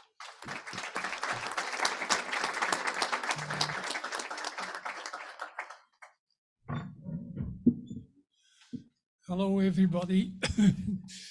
I have the pleasure to present to you agenda point number 12, UIAA membership, and then finish and continue with a view of the UIAA in 10 years from now, when we are celebrating our first century, the centenary picture of the UIAA. Talking about membership, 2 things need to be mentioned: unpaid membership and what we do about it, and new memberships. On unpaid membership, we have, you will probably see the list, we have, if you look at the last number, about 22,000 Swiss franc. It's easy to understand nowadays because the Swiss franc is almost at parity with the dollar, so it's about $22,000. This is 7% of the forecasted total membership income. So it's not an excessive amount, knowing what the world is going through in some places, and therefore the management committee recommends that no harsh statutory action be undertaken for those where it is clearly due to pandemic or to belligerent, to war circumstances. So with that, I think you have the details on the various cases, and there will be at this stage no further action, but we will provide, of course, an update in due time through our normal communication channels and also at the MC Spring meeting in 2023. Now, more good news, new applicants. We have 3 new applicants, and they are from the 3 different countries, Peru, Ecuador, and an institute from India. On the 2 Latin American countries, Willie is going to provide us some more information. And on India, we will have Amit with some further comments, and we will even have a video. So Willie, up to you perhaps to say a few words about Peru and Ecuador. Okay, thank you. I speak better when I understand it. Okay. We in South America, or in America really, we have the most longest range mountain in the world and the second highest mountain in the world. So we have many conditions for be the most important part of this part of the world in the mountain training. So Peru and Ecuador, in this case, Ecuador is a very antique federation, maybe 60 years old, and they have a very important part in the growth of Latin American mountaineer. Today, this day, 2 hours ago, the president of Federation of Ecuador was elected like the president of UPAME. UPAME is one of the most longest foundation of mountaineer in the world. And Jose Moreano, the president of Ecuador, is a very, very big mountaineer, a man with more and more experience in mountaineer. And Ecuador is one of the houses of the most important mountaineer in South America. So it's a very stable federation. It's a very serious federation. It's a very serious country. Okay, they are focused in the mountaineer in all his terms. They're making climbing, they're making ski mountaineer, they're making mountaineer like we know it. And Peru is your place, Peru. The next slide, please. What we can say about Peru?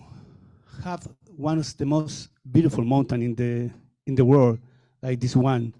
And Peru have in this moment perfect condition for the technical mountaineer. Many people know many movies about the mountaineer in Peru, Touching the Boy sample, okay? So what happened with Peru? In the last 20 years, the federation in Peru having more trouble. So they decide finish this federation and making a new federation against the law with the support of the Olympic Committee in Peru, with the support of the other federation in the world.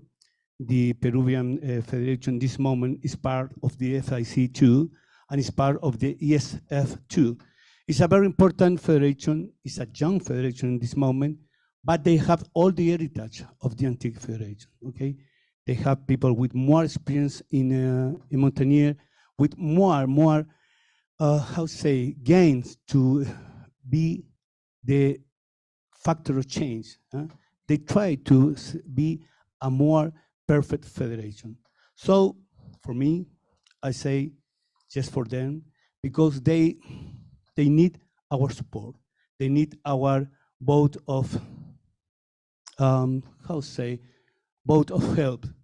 They need to strong, they need to be a new member of this federation. So that's it, no more. I don't try to speak more about these 2 countries, are serious countries. I think that are perfect candidate for UIAA. Thank you. Thank you very much, Willie. I can only tell you that I am fully in agreement with everything you said. I'm also terribly impressed when I see pictures like Alpamayo. Me as a Belgian, you should know that we have the highest point in Belgium has an altitude of 692 meters. And then we build a tower of 8 meters on top of that, so that at least we can say the highest point in Belgium is 700 meters. And it has the very appropriate Belgian name of a baraque friture. Now, we can also, with much pleasure, invite Amit to comment. And I can already tell you it is about an institute in India with an application for associate membership. And as you know, in the articles of association, that for associate membership, it requires the approval of our own full members. And the president of the Indian Mountaineering Federation, Professor Adwanti reached, has provided that. So to talk now in a few words and also in a video, Amit, thank you for helping me out on that. Thank you, Lode. So the Indian Institute is located in Manali. It's quite an old institute. It's been in existence for several years from early 1960s. It's located in the beautiful Manali Valley, which has excellent climbing areas all around. It also has a lot of infrastructure in several other places. It has a very good strength of good instructors and conducts regular training programs in mountaineering, rock climbing, hiking, and in skiing. So it's a good institute to have in our fold as an associate member. And we can take a look at the video and see for yourselves what the institute is all about. Please play the video.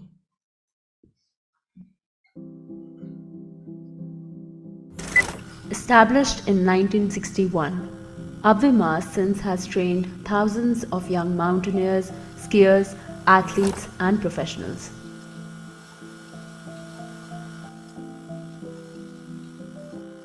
The head office is situated in the picturesque Himalayan town of Manali, complete with comfortable living quarters, artificial climbing walls, an auditorium, museum, and a specialized equipment store.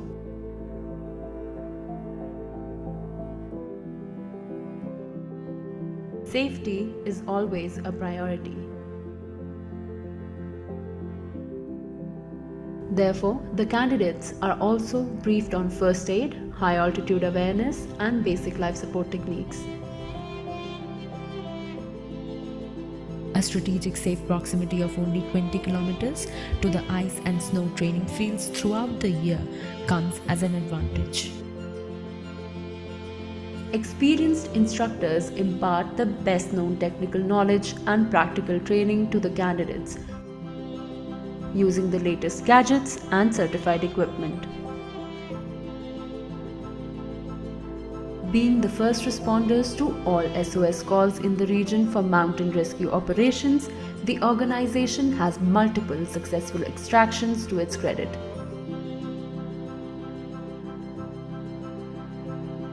The institution also conducts training sessions for the Indian Armed Forces, paramilitary, national and state disaster response forces.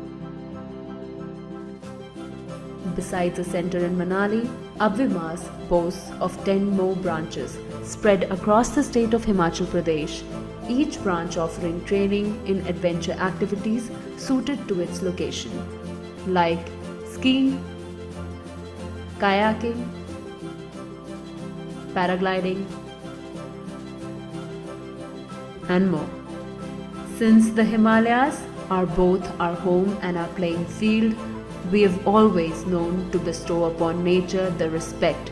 Therefore, we believe in raising a community that will protect the resources this planet so generously offers.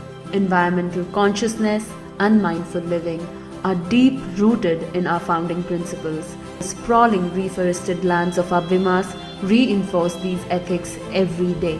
We aim to deliver the best and create a community of responsible adventurers. Passion with purpose. That's what we are. We are Abhimas.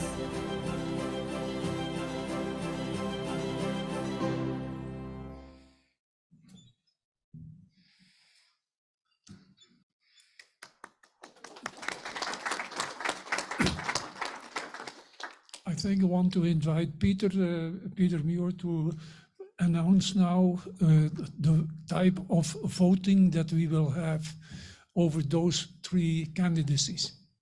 Thanks, Lodi. Yes, we'll use the general issues cards and just use a hand vote.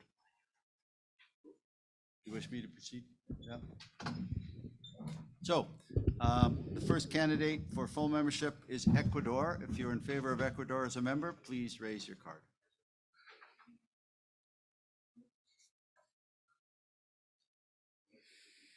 Congratulations, you a new member, Ecuador.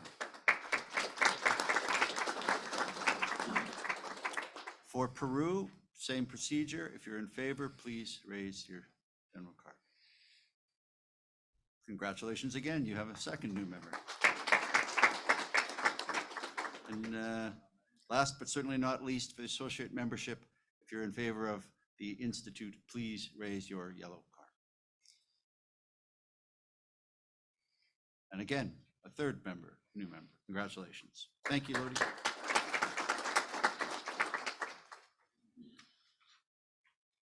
Well, thank you very much.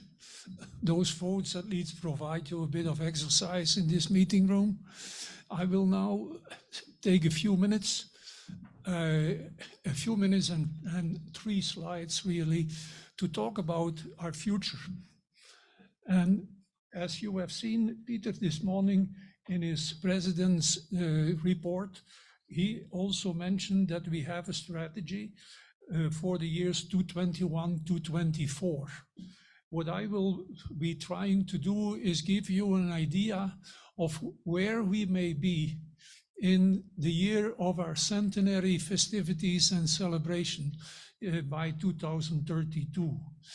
Now, like all of us in our personal life, in our professional life, or in our institutional life, the future will be a mixture of change and continuity.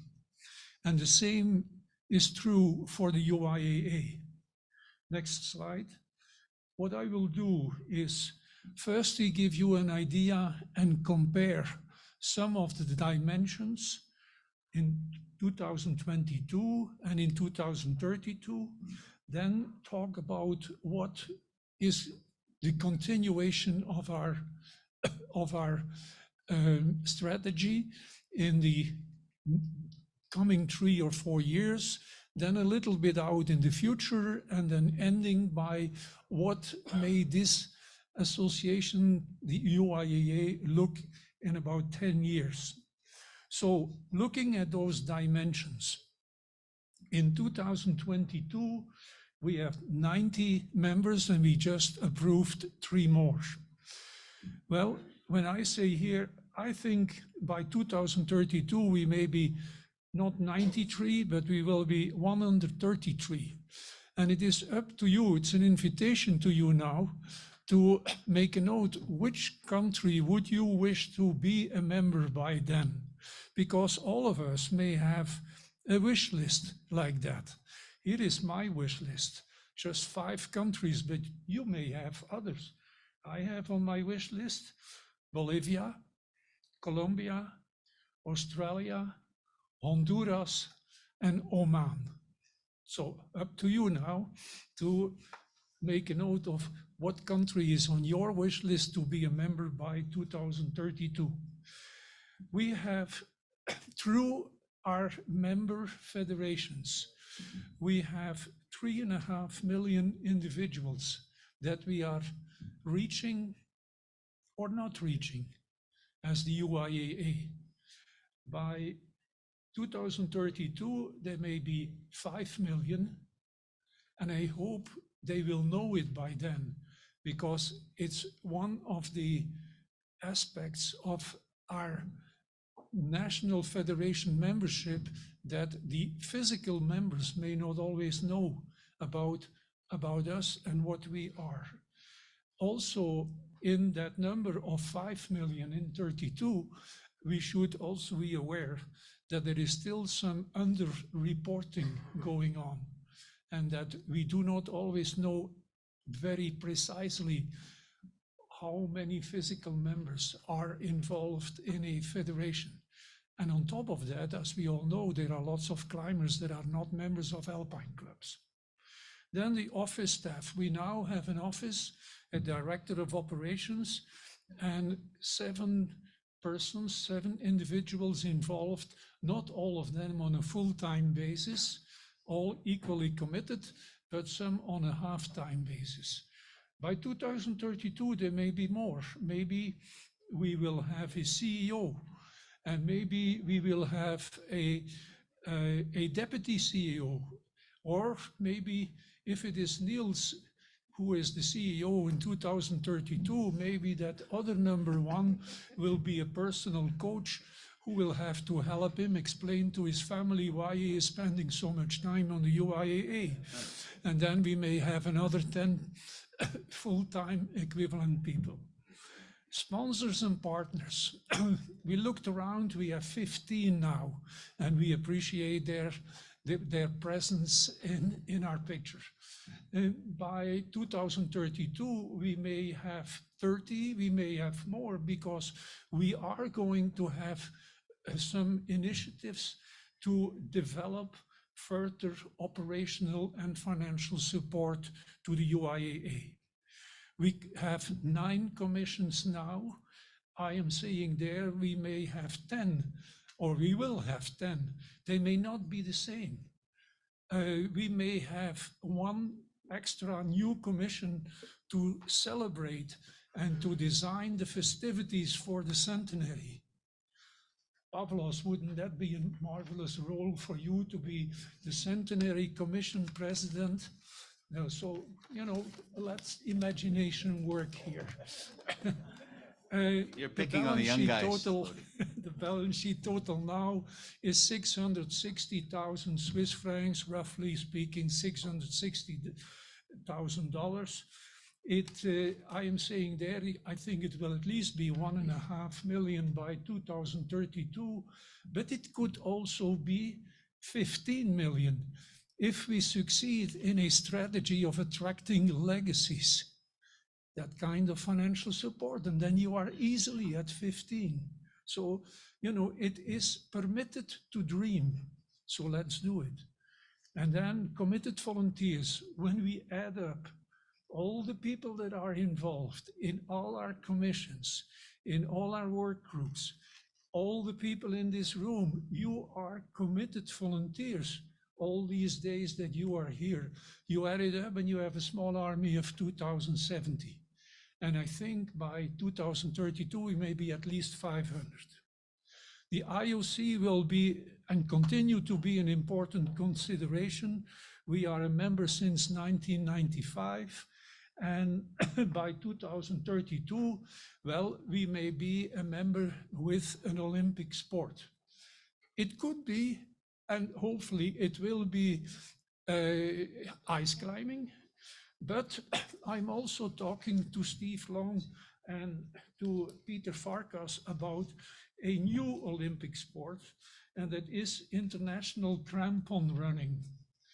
And so you may hear more about this, and our first event may be in Pontresina on the frozen lake, where we will have the first manche of the International Crampon Running World Championship. So Steve and Peter, we will have a special workshop about that. And then my next 2 slides are giving a picture on what is going to be our future. Here I go fairly quickly. The achievements, where are we now? I can tell you, as a member since 3 years of the executive board, or also of the management committee, I am seeing much more harmony, much more accessibility, receptivity, transparency and financial solidity than I have ever seen before. I also see that the concept, the notion of continental representatives has much more substance than ever before. And I think the main credit for that goes to our president.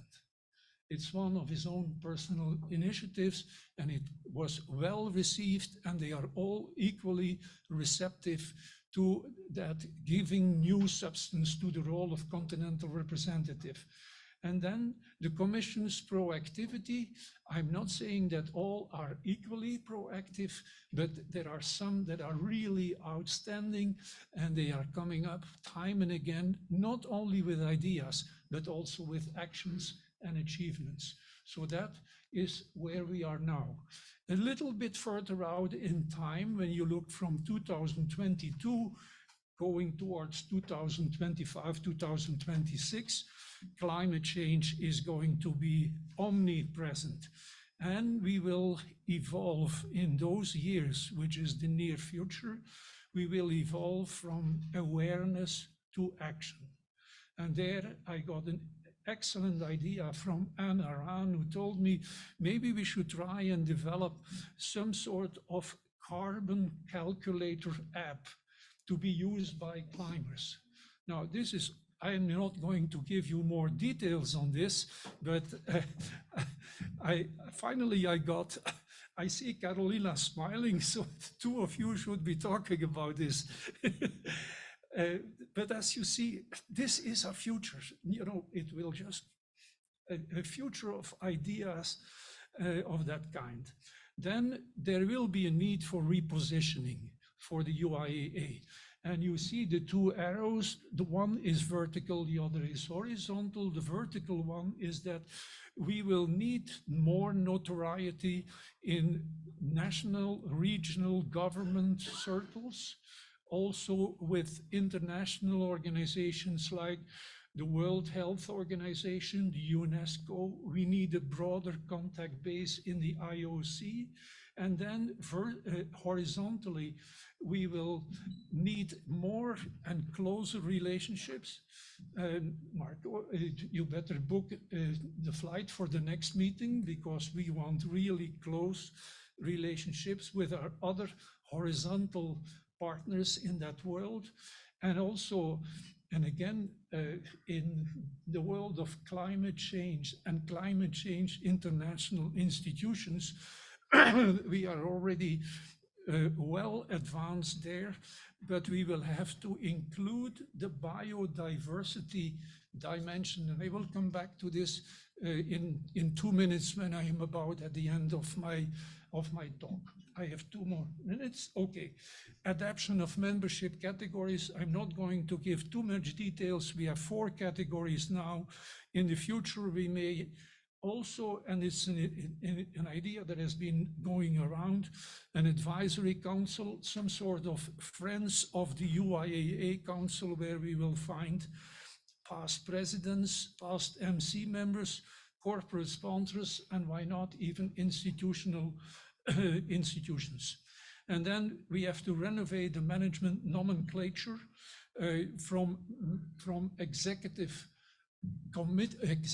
board. We may say it really is the executive committee, and the management committee, as you know, is really our board of directors. And so maybe one day we will try to adjust that to what the nomenclature that is used in the rest of the world, not only in Europe, but also outside Europe, because that is the standard nomenclature. We have aspirations. We will deepen the 3 strategic aims, and we will have to anticipate and adapt to external geocultural shifts. And one topic that becomes unavoidable, that is, what do we do about high altitude trekking and climbing? You can call it commercial high altitude tourism, but here we have to provide an answer to the question, what is expected of the UIAA? So my last slide now, that is the UIAA in 2032. Well, By and large, we will continue to do what we do well, but there will be some changes. We have to integrate geopolitical changes, pleasant and unpleasant, as they are now happening almost every week. We have to further enhance our financial, legal, and management structures. We will streamline our communication channels. We will really have our own AI. We will have our own algorithms, and all this in order to achieve what also Aran brought to me, improve the notoriety at individual level. There are too many people, climbers, walkers, they are unaware who and what is the UIAA. Our challenges, the membership rewards, are we doing what you expect from us? Value definition and preservation, and then finally, the climate action dilemma. We have to be ready to move from low risk gradualism to higher risk activism. I think I'm running out of time, so what I wanted to tell you about the commissions and the new commissions, I will have to do it another time. Okay.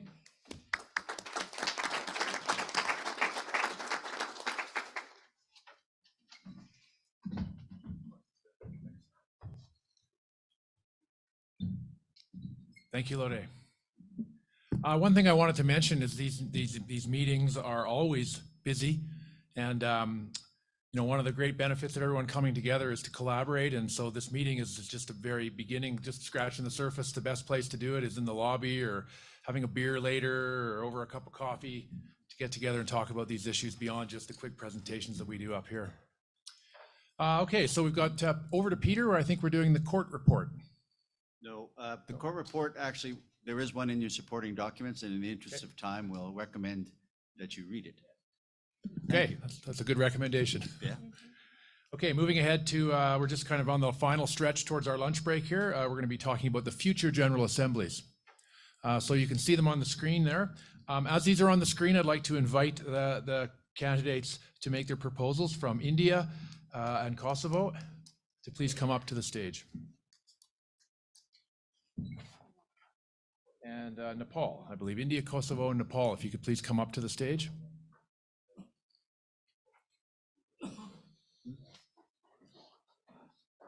Oh, you are.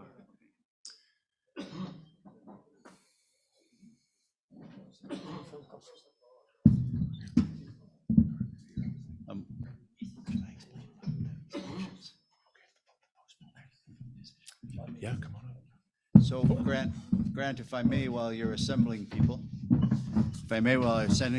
this is the future General Assemblies. I consider a rags to riches story. When I first joined the management committee, there were Augusts where we didn't actually have a candidate for the next year to be decided.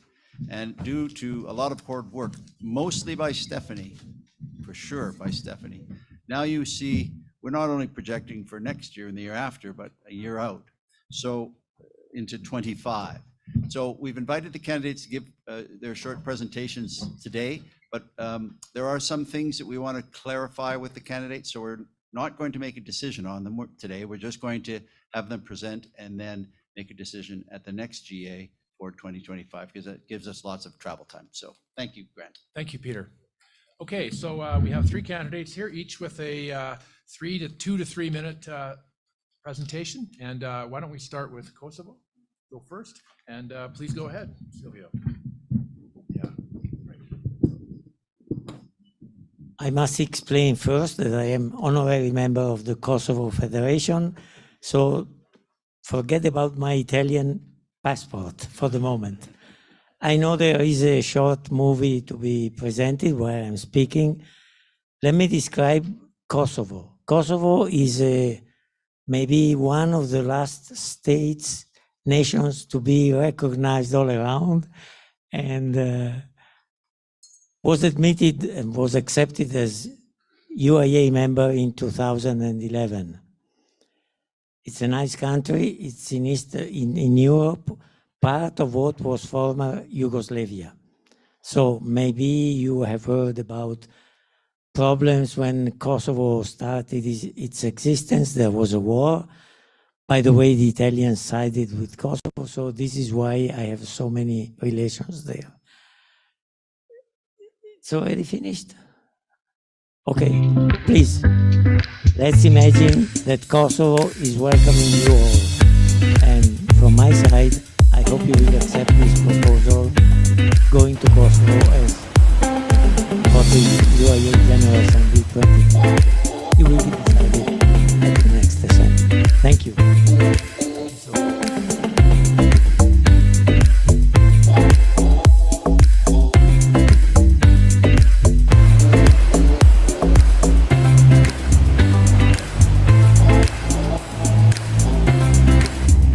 Very good to all of you.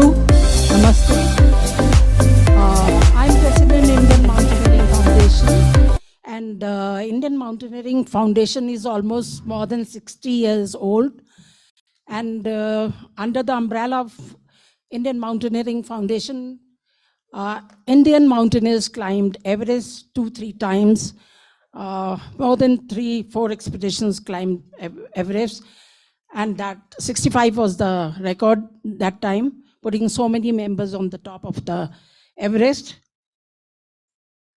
Why India should be given a chance in 2025? I personally feel that we have got big mountain chain, high altitudes are there, high mountain peaks are there. And what we have proposed is venue date is October 2025, and the venue will be either in New Delhi or in a small Himalayan state capital, that is Dehradun. And why, the question was asked, why you think IMF would be a good host? So my answer to that is, IMF is the Indian national apex body recognized by the Ministry of Youth Affairs and Sports, Government of India, to regulate mountaineering, trekking, sports climbing, and allied adventure activities. All these activities, in fact, all the adventure activities started from IMF, and later on they grew up and they formed their own federations. India is one of the fastest growing countries, and the aim of holding the General Assembly in India is introduction of vast Indian Himalayan range with many challenging peaks as destination for mountaineers world over, besides the rich cultural heritage with improved communication and infrastructure in the Himalayan states. Apart from that, India is the spiritual capital of the world, living ancient cultural as well as civilizational center. And our Ministry of Tourism has assured that in case we get a chance to hold this General Assembly in 2025, Ministry of Tourism, Government of India is ready to support us financially and with all supports. What the list of nearby attractions to venue cities, if it becomes possible in Delhi, then it is New Delhi, Red Fort, Meena Bazaar, Qutub Minar, War Memorial, lots of temples, Agra, Jaipur, very close to Delhi. Dehradun also. Excellent. Thank you very much. And please give us a chance. Thank you. Thank you very much. I'll just if you could pass the microphone to your right. Sorry. Thank you. Okay. Thank you, ma'am. Thank you very much. Please go ahead with Nepal. Okay. Respected President and all the delegates. So the the region, the first thing is I just want to introduce a little bit about the Nepal Mountain Stations only. I think most of us, I think most of here must be very familiar. I don't have to explain the details. The Nepal Mountain Stations was established in 1973, and the objective is to promote the Himalayan range, to promote the Himalayan activities, to preserve the mountains and the peoples of the mountain regions, and also the cultures.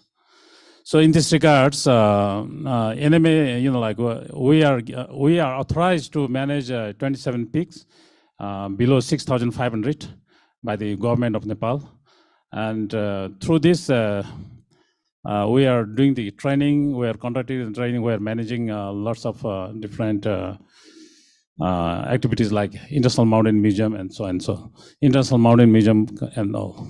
So the purpose to have the AGM in Nepal in 2022, the main reason is Nepal Mountain Station is turning to 50 years next year.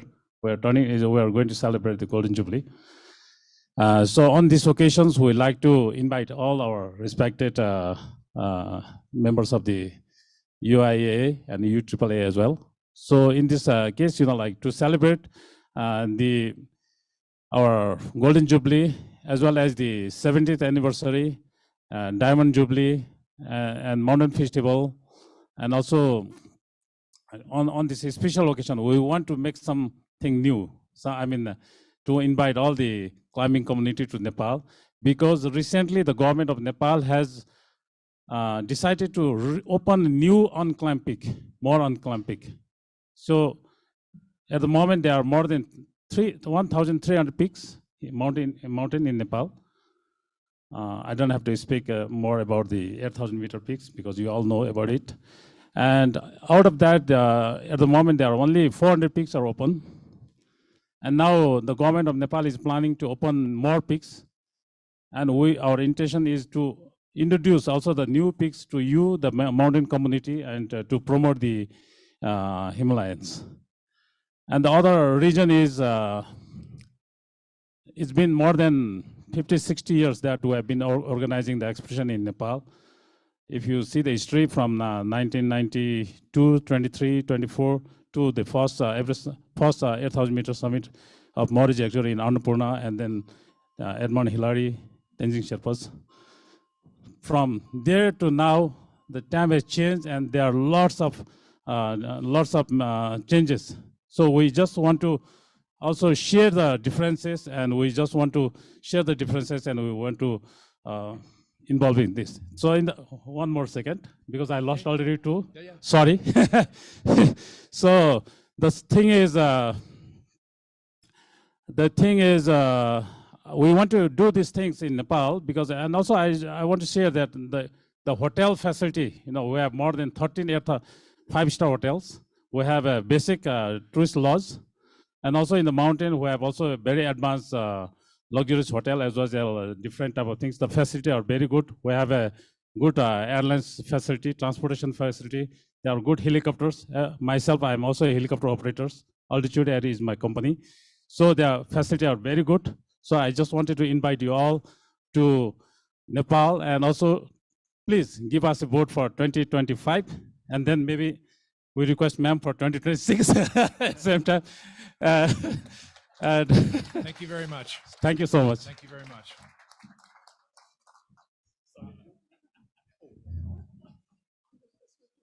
All three of those sound like excellent destinations to me. Thank you very much.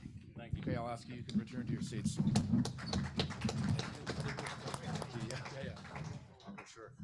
Okay, just,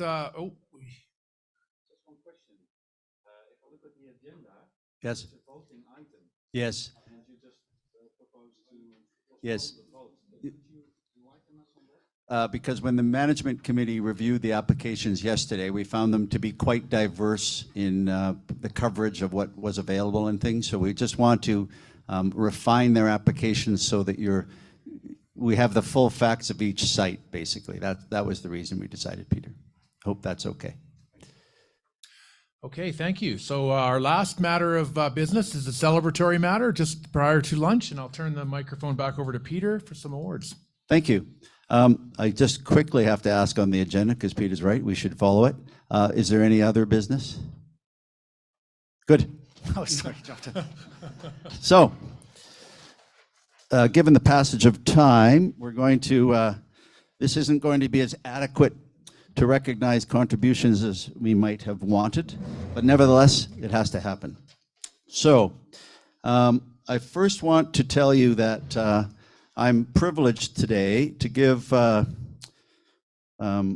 awards for having served on the executive board, and I must admit that these are far overdue, not due to anything on any of our parts other than COVID and other things. So I'd like to ask Fritz Wieland, as the past president, to come up. Fritz, as you know, was president for 8 years. He took over at a time when there was some struggles, we'll say, challenges with UIAA, but he managed it with aplomb and with this smile that could launch 1,000 ships, as they say. So it's my privilege and pleasure to acknowledge your contribution. Thank you for it on behalf of the members, and present you with this training tool for rock climbing, because it's quite heavy. Thank you. You say one quick? Yes. Thank you very much. It was an honor and a privilege to serve as your president for 8 years. Thank you. Thank you. So, oh, you wanted a picture? We'll do that. We'll do that in a minute. While they go for lunch, we'll do that. I also wanted to let you know that we had similar trophies for Wangfeng Wang of China and Helen Denis, who similarly, now the two of them couldn't come, Wangfeng because of government regulations.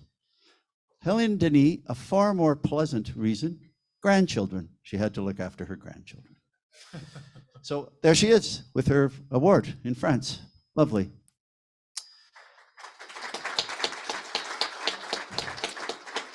And with the election of Wan Hung, we lose a very valuable member of our management committee, Christine Pai, who has represented Asia very well and has been a real contact for us to that region and to sponsors. And she's a wonderful lady, and she too has a beautiful smile. And Francoise will present her with congratulations.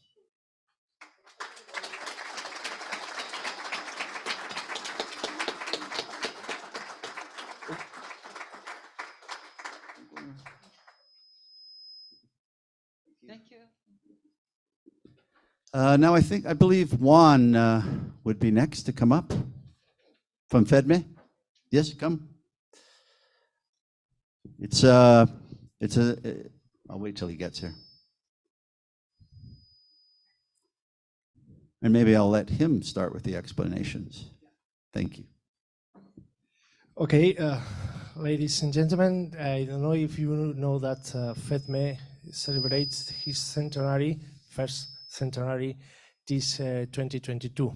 It was 100 years of illusion, lots of works, and joined and works together with all of our friends and all of our neighbors and all the people that have the same passion like us, that is mountaineering.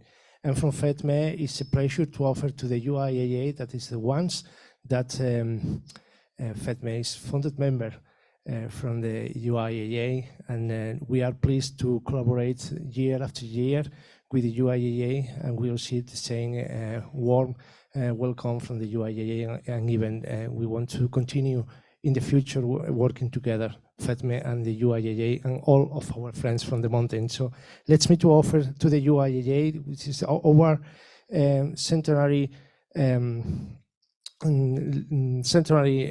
figurines that represents the little flags all of us has in our clubs. That is what represent the real spirits of the clubs that are the founding members of all the mountaineering federations. Thank you very much, Peter. I have something for you. And of course, 100 years is an accomplishment for any organization, and we're very proud of FedMe for having reached that milestone and look forward to another 100 years. Yeah, membership in the UIAA right through, of course. Yeah, I'll give you this. I'd like to present you with that token of our, oh yeah, exactly. Thank you, I'll put this one down. Thank you very much. Thank you. Congratulations.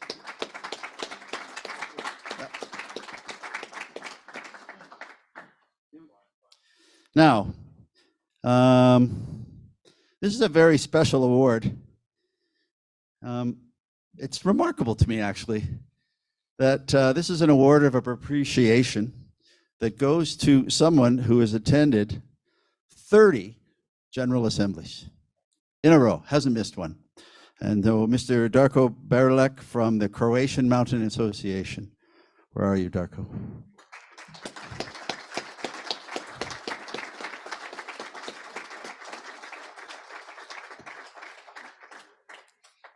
Thank you very much for your loyalty. That's extraordinary. Some few words. I am very happy to and proud for this recognition. And of my first General Assembly is 30 years ago in Matsumoto, but I'm then not around more of 20 times, because few times I'm in autumn season in Himalaya, not attended. but in 30 years, I meet many good people here, and thank you very much. Thank you. Oh, Darko. Photos. You got to prove you were here and not out climbing like those other times.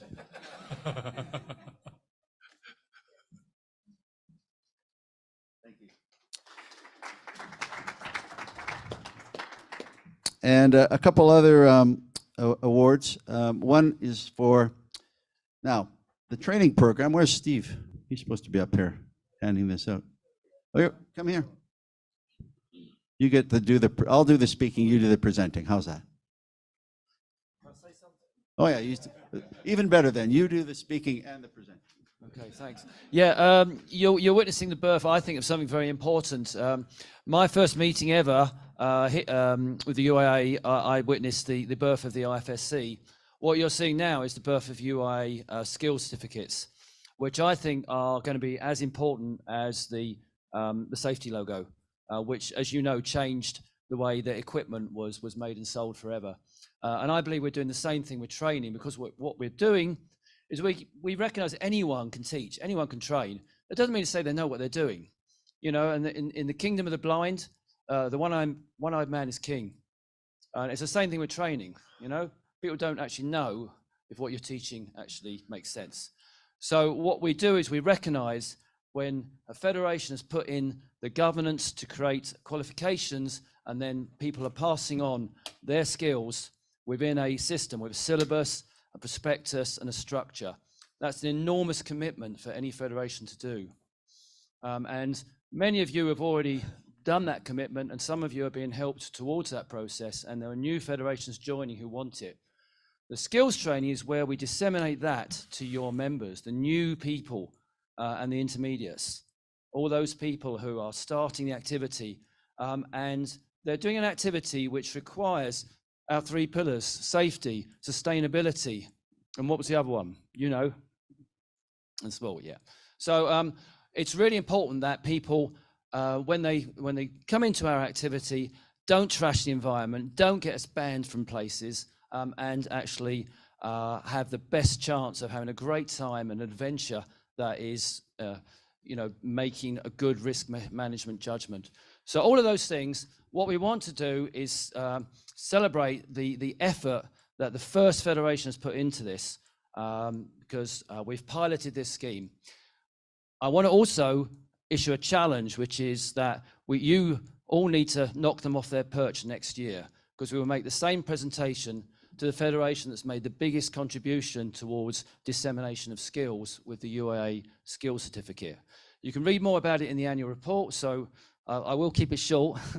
And now what we'd like to do is recognize the work that the Hong Kong Federation has put into creating a skills certificate working with us in the UIAA.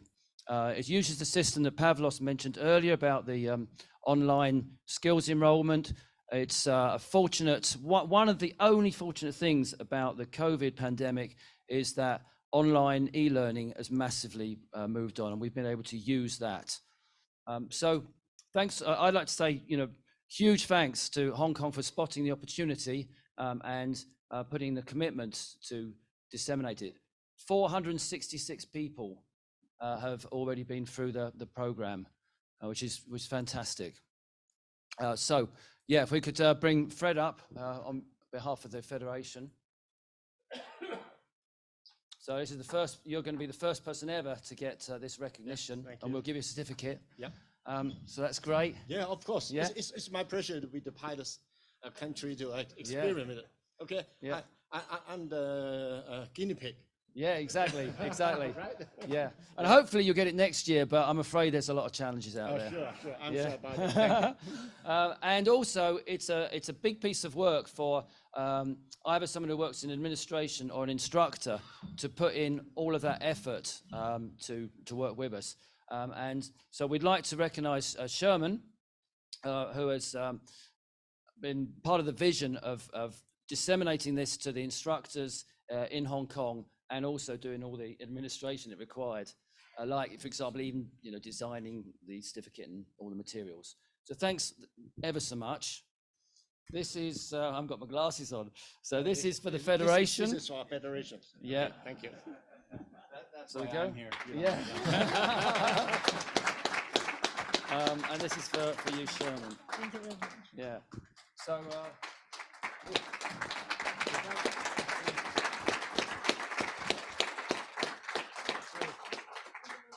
Cheers. So we'll have a race to next year. Yeah. Okay, Yeah. Thank you.